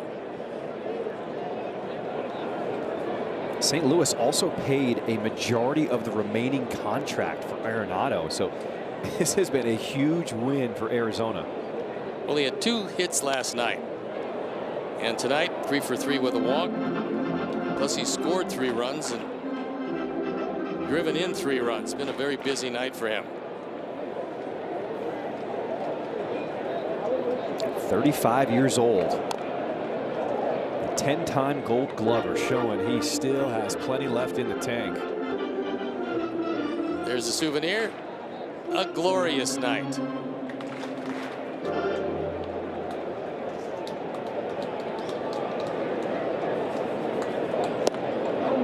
Swing and a miss, strike 3.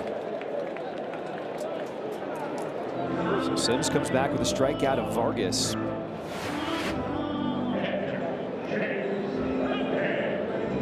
Little slider in the zone, and Vargas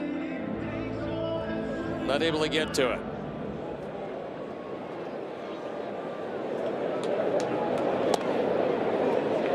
That slider's been a good weapon. Yep.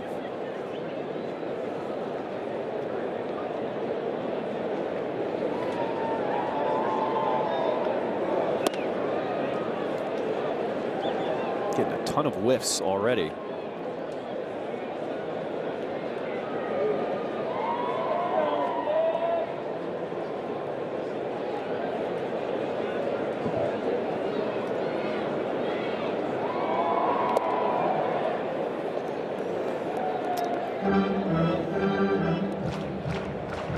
But unfortunately, still feels like the bullpen is a work in progress for the White Sox this year.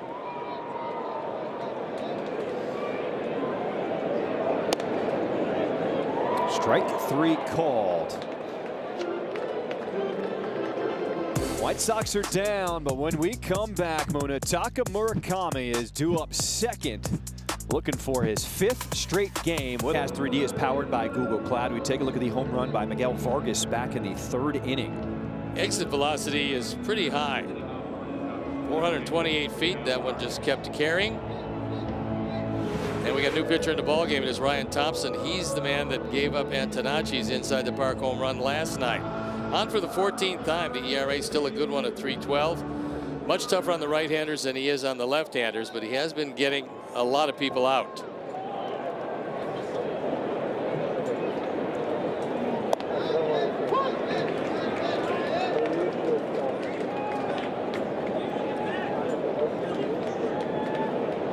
Miguel Vargas singled and scored in the 1st.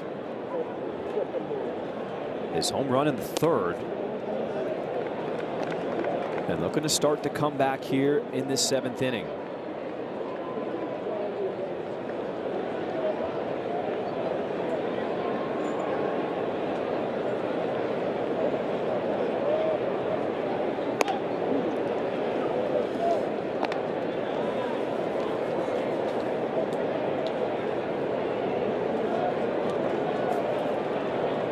Taka Murakami waiting on deck. He is 1 for 3 tonight.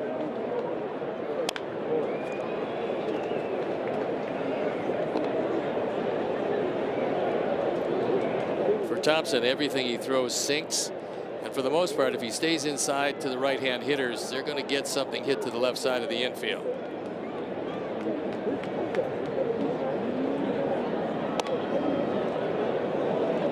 Good take by Vargas. Really close pitch, but it's now full. He was fully into that swing before able to check it up. That one swept well wide. 3-2. Outside, ball 4. Let's go down to Brooke. Munetaka Murakami is carrying something personal with him every time he steps into the box. A message on his belt that came from his high school teacher, someone he really admired. It's a reminder to stay patient and endure hardship for future success. And he told me he leans on those words every single day. And you can even see it with his approach at the plate. Even when he wasn't really getting those results, he wasn't chasing guys. He was staying disciplined and just trusting that those would come. Murakami deep to right center field. Show me the Mooney! 5 straight games with a home run. Learn this man's name because he is something to watch. 10 home runs, 19 driven in. That was a colossal home run. Thompson is exposed against left-hand hitters because he throws from the side. They pick it up all the way. And Murakami just obliterated that baseball.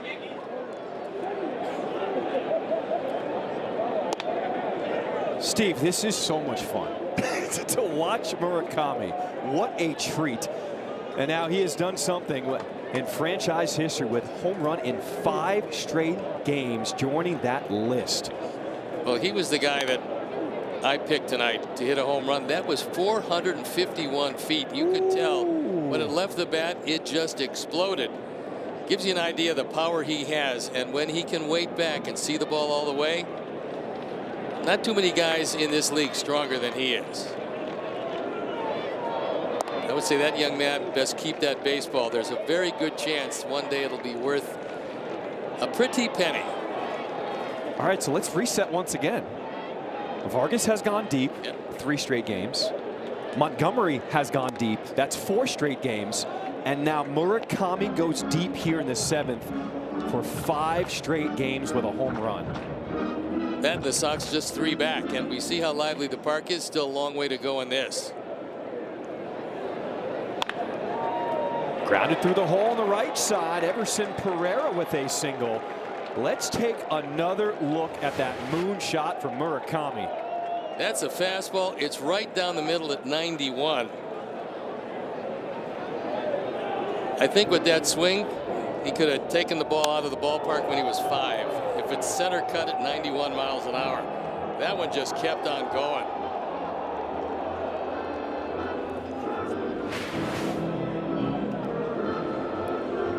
Ten home runs by the rookie Murakami. Well, he's slowly becoming must-see TV. I mean, he's just entertaining to watch because every time he comes up, if the pitcher makes a mistake, he's going to hit it very hard somewhere. And the at-bat before in the 5th inning, he hit a line drive rocket that had enough exit velocity to easily make it out of the park. He didn't have the height. That time he had everything.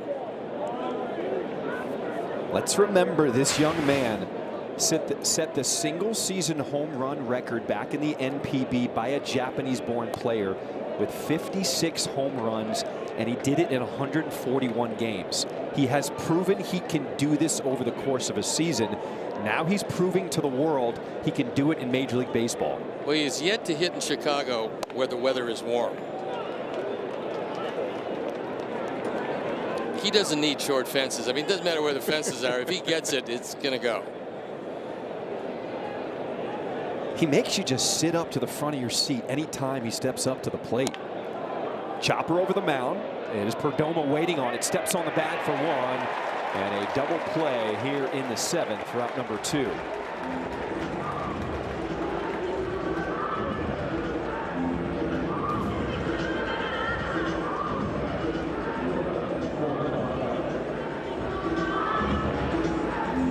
White Sox keep slugging and keep fighting. They get 2 back here in the 7th and trail 10-7. As Colson Montgomery steps in already with a home run tonight.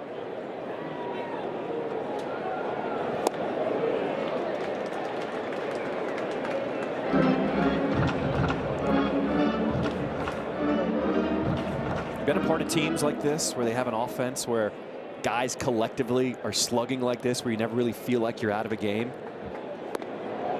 Well, I've been on some teams that were awfully good offensively, but straight power with 3 guys in the lineup that can consistently hit the ball out of the park, I haven't been on one of those. We told all the people that watch us that this would be a different team this year because they were going to have the most power they've had in some time, and we're seeing it play out. I mean, these guys, they can hit it out any part of the ballpark, just about anywhere that the Sox are going to play. And just watching Colson Montgomery as he comes of age as a hitter, we saw that the second half of last year. Seeing Murakami come in and decimate some pretty good pitchers, it's pretty impressive. Let's take another look back by that swing from Murakami. Right there sitting on a tee and gone. Boom.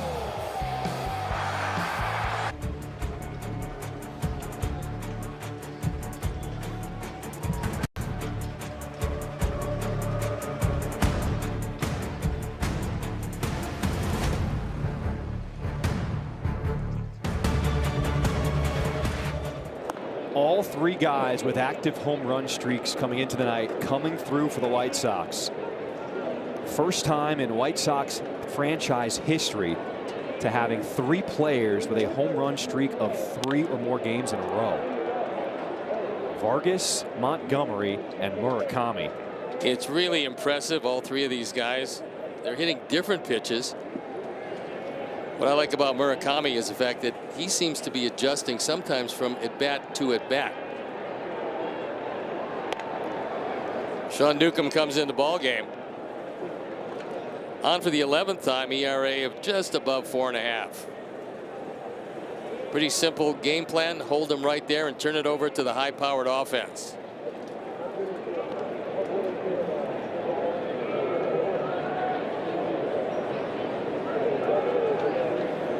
Faces 9-1-2 in the Diamondbacks order. This one grounded foul.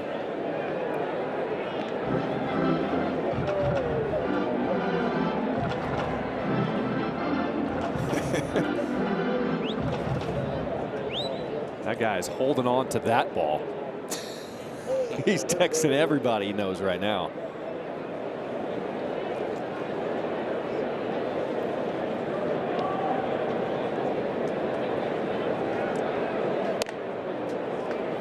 Walk to start this home half of the 7th. How about a trip down on the farm? We're checking with Brooke. Yeah, guys, you got to keep an eye on Caleb Bonnemer. The White Sox #3 prospect is heating up in a big way. His 4th homer in the last 7 games and 6 in his last 11, not to mention his crazy OPS. But I talked to Director Player Development, Paul Yanish, and he told me he's not surprised because Caleb, he doesn't want to just be good, he wants to be great. And that bat is going to be huge for him just to get him through the minors to the major league level. And he feels like he hasn't even unleashed all the power that he has at the plate. Really impressive stuff. Ooh, I like the sound of that.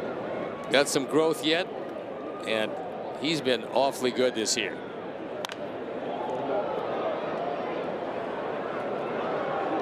This has been the tough part of the order. The 1-2 punch of Ketel Marte and Corbin Carroll.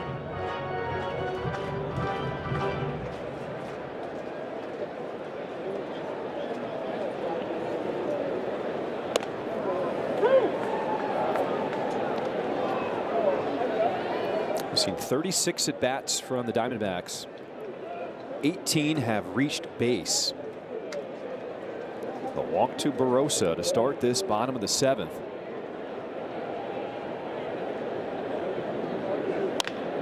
On the ground, could be 2. Starting it off, Eminem, double play.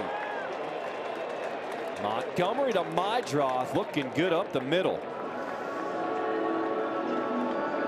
It's our Steinhoffels double play. Steinhoffels donates $200 to Special Spaces Illinois for every double play. Double plays that make a difference. The bare hand grab by Mydroth, and he got it across in time.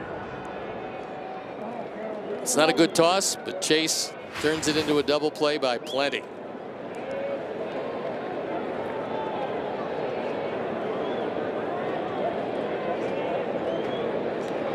White Sox getting a little momentum here. Corbin Carroll. This one straightaway center. Peters at the wall. He runs out of room. This one is still in play as Corbin Carroll, a stand-up triple with 2 outs in the 7th.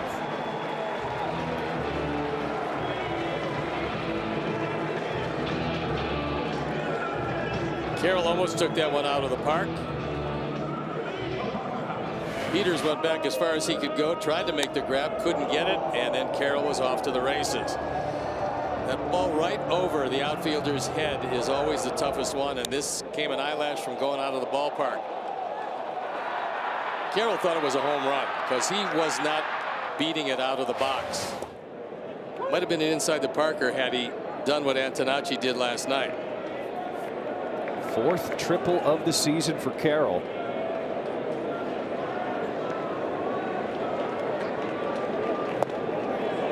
Perdomo did offer there. Strike 2. Big inning here for Sean Newcomb. Needing to keep the Diamondbacks off the board.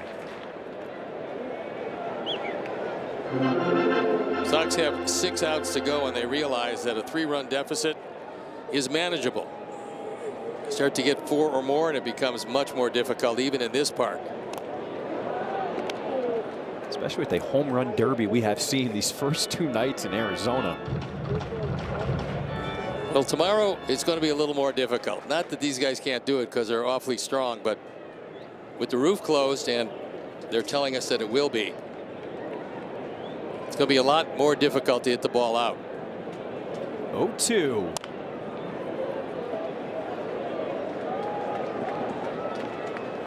Well, there's no ball person down that left field line, so it takes a little more time to retrieve those foul ones.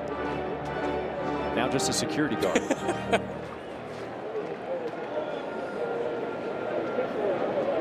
0-2. That one almost got away. Nice play by Carroll.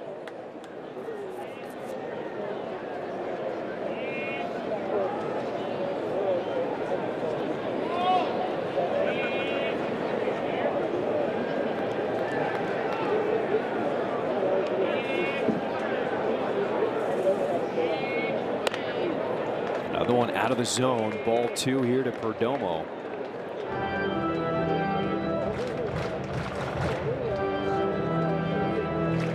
The White Sox bullpen just trying to keep it close to give this offense a chance to come back. On the ground as Carroll has to hop over in foul territory. That's certainly why you take your lead in foul territory, and also you have to be heads up because you start out 90 feet away, and then with a secondary lead, sometimes you're about 70 feet away.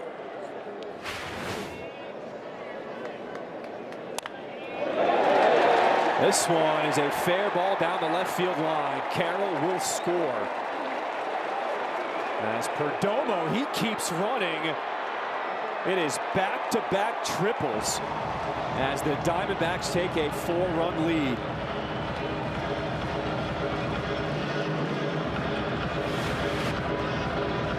This is a slider down. Perdomo goes out of the strike zone to get it, then runs it into a 3-base hit.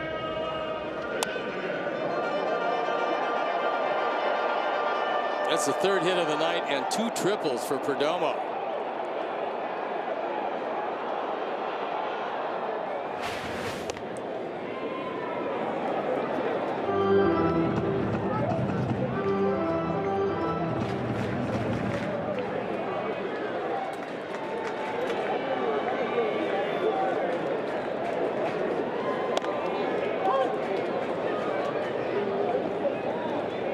Talks about the bullpen still being a work in progress as the White Sox are still trying to find some answers late in the game.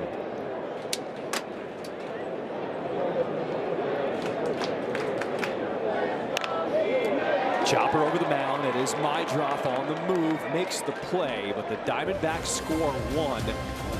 Let's go to the 8th. S3D is powered by Google Cloud. We take a look at that home run by Murakami in the 7th. Well, it was a blast. And you see it at 451 feet, exit velocity. They just list plenty of velocity.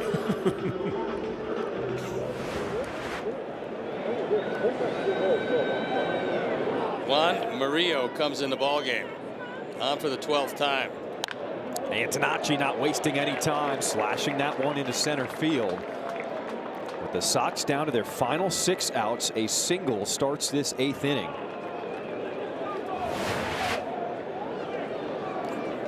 That fastball is right down the middle, and Sam takes it right back up the middle. Adam Beck getting out of the way, and a promising way to start the 8th inning. Does it feel like Antonacci is now starting to feel comfortable at the plate? We're going to see just how good a hitter he is, and I think a lot of folks are going to be surprised. I say that because he's got a little more power than it would appear. And he is the prototypical grinder. He's one of those guys that gives you 100% of what he's got in every aspect of this game every day. And he doesn't know anything else but how to play that way. There's another guy who has grinded his way to the big leagues, Tristan Peters, from Canada originally. A lot of people know him as the guy who played for the Savannah Bananas, but he said it was only back in college for a summer, didn't even play a full season. And it was back before the Savannah Bananas really took off into the banana ball that we know today. They're pretty entertaining. They are indeed.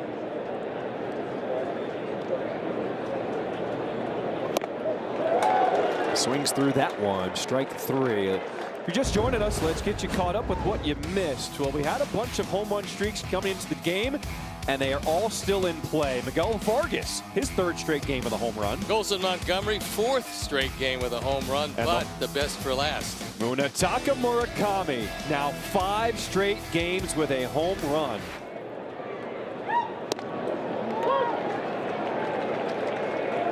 He's now the 13th rookie in Major League Baseball history since 1900 to have a home run in 5 straight games here in his rookie year.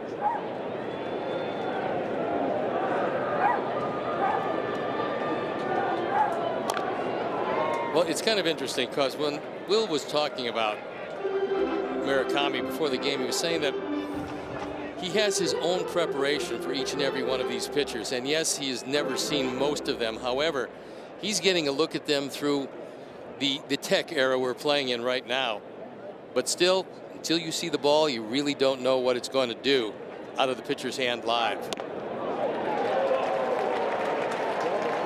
So back-to-back strikeouts, 2 outs here in the 8th. Enter the Ultimate Fan Sweepstakes for a chance to win the Ultimate Tailgate. The winner and 7 guests will receive VIP access to the Minute Maid Spike Tailgate, and you get tickets to the Friday, May 15th game against the Cubs. Now, you must be 21 and over with a valid ID. To enter, visit whitesox.com/sweepstakes.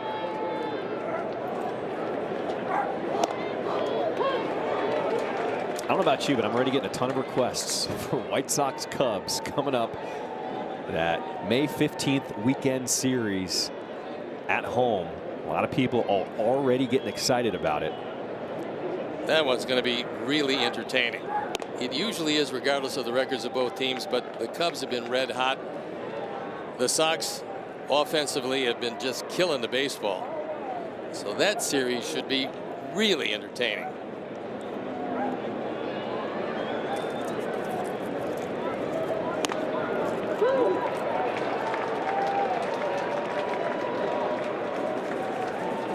One ball, 2 strikes here to Meidroth, top of the order, with Antonacci taking his lead on at first.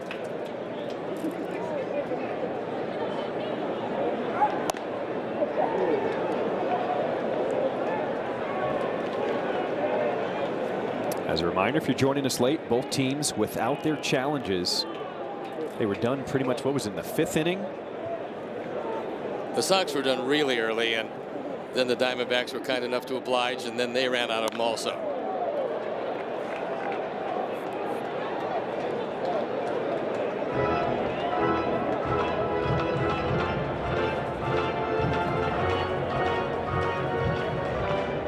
Miguel Vargas with a home run today, waiting on deck.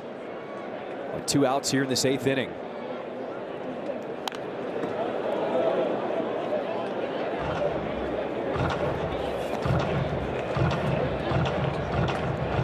Tell you what, the way this offense is playing, these games have been a lot more exciting recently, with this road trip starting in Sacramento, now here in Arizona. Well, I mean, it's almost inconceivable. You'd come in with 3 different home run streaks, and they would all be kept intact for another game.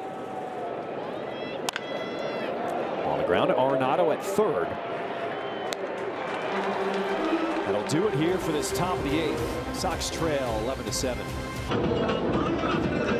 Well, if you have stayed up late to watch us, you are witnessing history tonight. Colson Montgomery, Munetaka Murakami, the first pair of teammates in MLB history to homer in 4 straight team games. It is something to watch right now. It's absolutely been astonishing, and they both are so locked in that when you make a mistake to either of them, they're going to hit it hard somewhere. 5, 6, 7 in the order for the Diamondbacks in the home half of the 8th.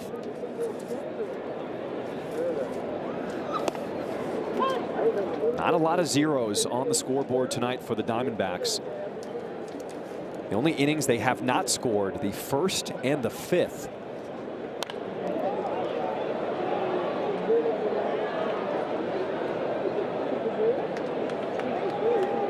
Sean Newcomb gave up a run back in the 7th when he gave up back-to-back triples to Corbin Carroll and Geraldo Perdomo.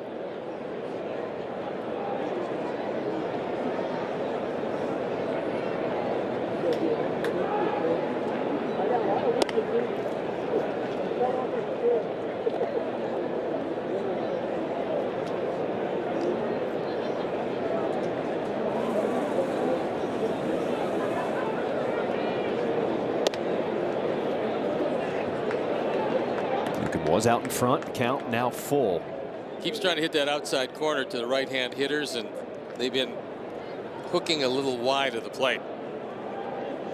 Here's the payoff.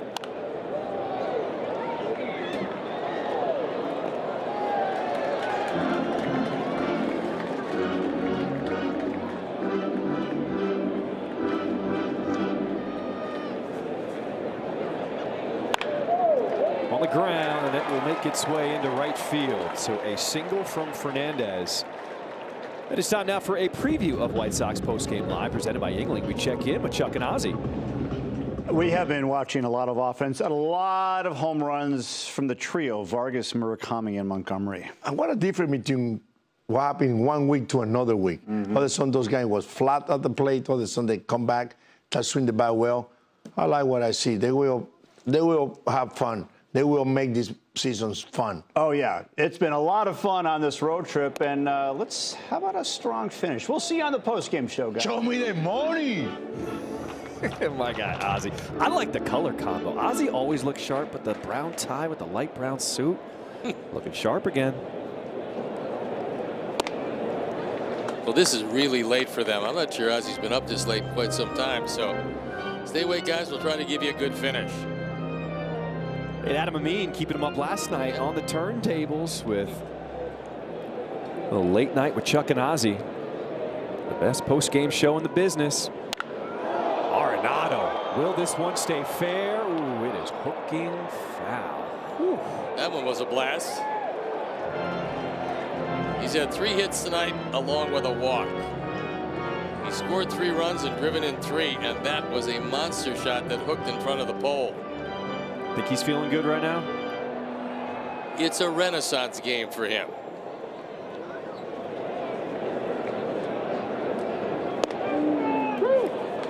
Inside corner, strike 2.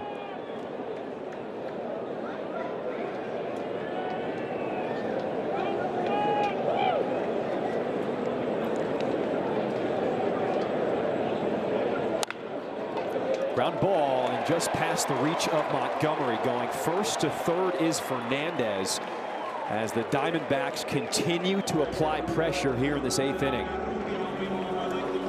Go behind the scenes in our 8-part all-access docuseries. Beyond 162 is presented by Rate. From big moments to call-ups and walk-offs, this series will document the 2026 season in a way viewers have never seen before. Episodes 1 and 2 are out now. Watch today at whitesox.com/beyond162. Sean having a few problems, especially here in the 8th. So runners at the corners, nobody out. Well, this is a man who has not had any problems at the plate. Vargas had a home run in his last at-bat of the game last night and homered in his first 2 at-bats tonight.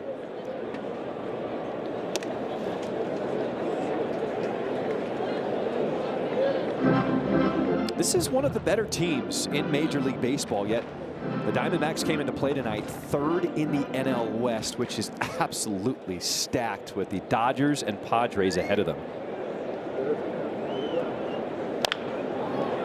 One of the things you know is if you're going to play in the National League West, you better come loaded for bear, because those 2 teams ahead of you, the Dodgers and San Diego, they're very good ball clubs each and every year, and Torey Lovullo's got his team geared up about as well as he can. Now, he's got some walking wounded when he gets back their offensive players. They're even going to be more impressive. Tapper back to Newcomb, the toss home. Now they got Fernandez hung up. Running back. Vargas applies the tag. As there is the first out in the 8th inning, as runners now still on at the corners at 1st and 3rd. We'll take another look as Newcomb gets a Tapper back to him.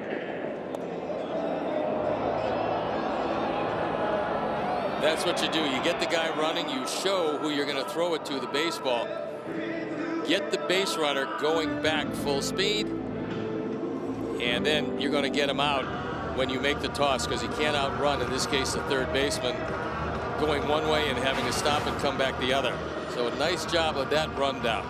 Minimal throws, 1, 2, 5. That's pretty much it. The ideal is no throws. Better than that is 1 throw, and if you've made 2 throws, you're probably not doing it correctly. So we've seen a few over the years that have not been good. That happened to be a very good one. So the execution defensively has been there. Now we'll see if Sean can get out of this inning without any further damage. Still a lot of work to do. Just 1 out. Runners on at 1st and 3rd. Bring it up. The catcher, James McCann.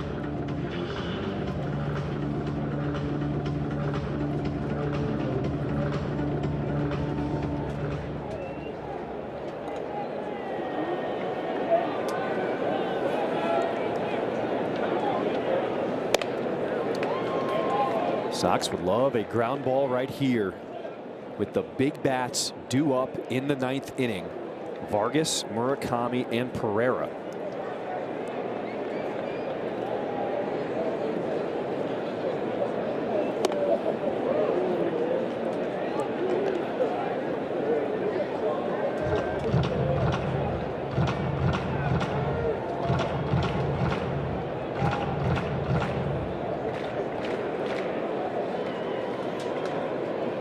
One.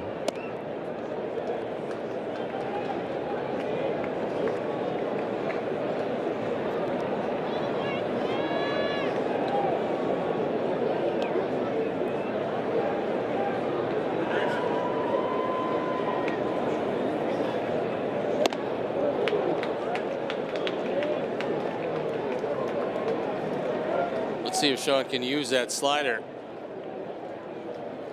and cut off the outside corner. He's been trying to use that, but they've stayed wide of the plate.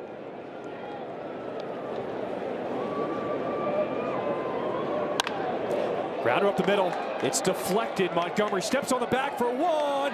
Double play turned. Huge momentum play to keep the run off the board. We go to the 9th.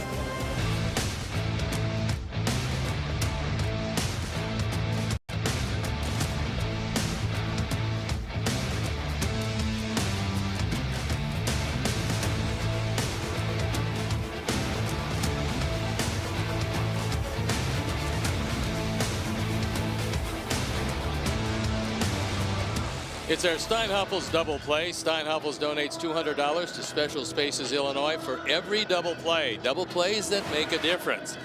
And this one did. It was out of the inning with no runs. This goes 1, 6, 3 and out of the inning. It is a good thing McCann was running, and well played by the boys defensively. There is the closer. Paul Sewald comes on for the 11th time with an ERA just over 2, and he's been very good this year. Hasn't walked anybody yet. Miguel Vargas leads it off 2-3-4 to the plate.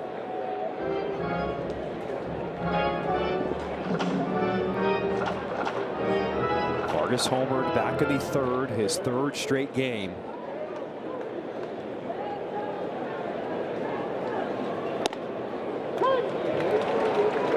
Breaking ball bends in there, and it's 0-2.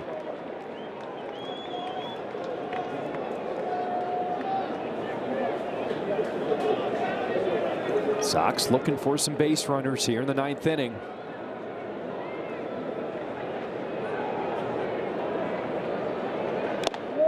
And that one is held on to strike 3. Statcast 3 is powered by Google Cloud. We take a look at the last 5 games for Munetaka Murakami. A home run as we take a look at each one. And you'll also notice there's not one under 100 miles an hour exit velocity. Tonight's was a king-size home run, and he's getting another opportunity. He did not offer at that one. Doug Eddings on the call at 3rd. Sewald is pretty tough because everything he throws breaks very sharply, and he's got excellent command.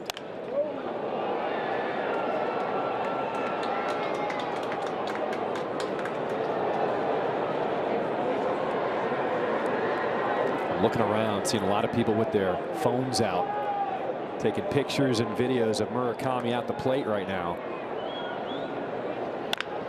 It's this one hard into right field. His 3rd hit tonight. With one out now here in this 9th inning.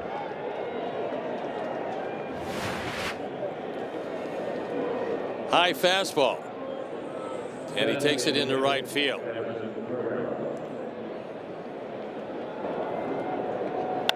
They got him the first 2 times tonight. He's gotten them the last 3 times tonight.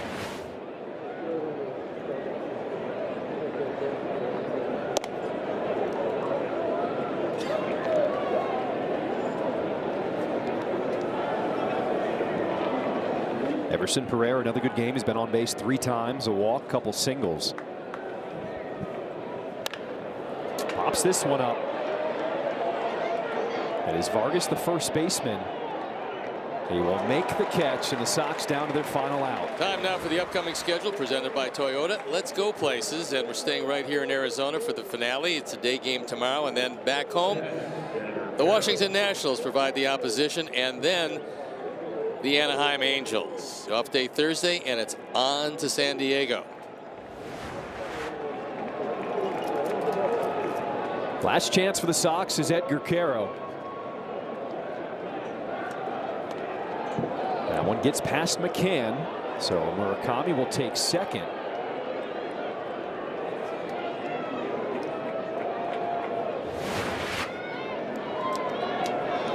It's going to be a wild pitch, undoubtedly. That one well wide of the plate. McCann was set up on the outside. That one was sweeping inside, and very few catchers can make that play.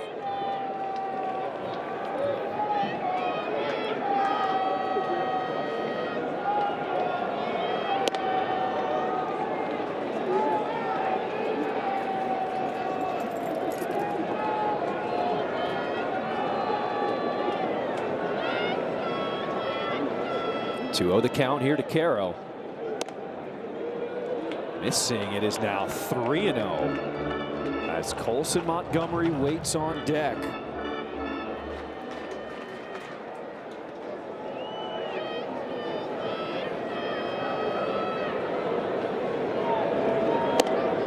That is a 3-0 take all the way, down 4.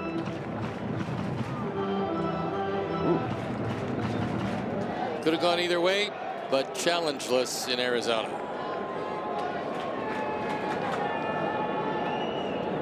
(3-1)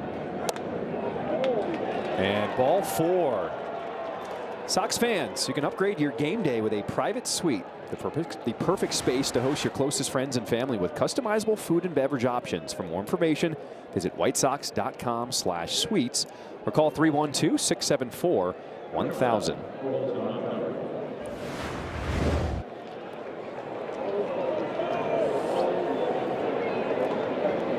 The Sox not done just yet with 2 outs in the 9th. Big bat at the plate, Colson Montgomery, who's already gone deep tonight. It's the first walk of the year given up by Sewald, so maybe he'll be a little shaky.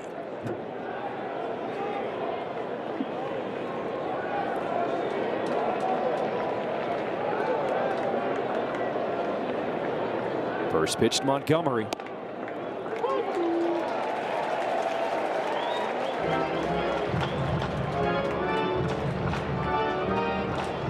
Colson Montgomery with that double play to end the 8th inning. Now trying to keep this game going in the 9th. Quickly 0-2.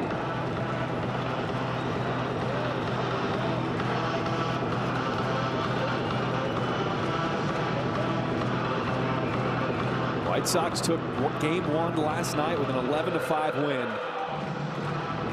Another slugfest here tonight in game 2.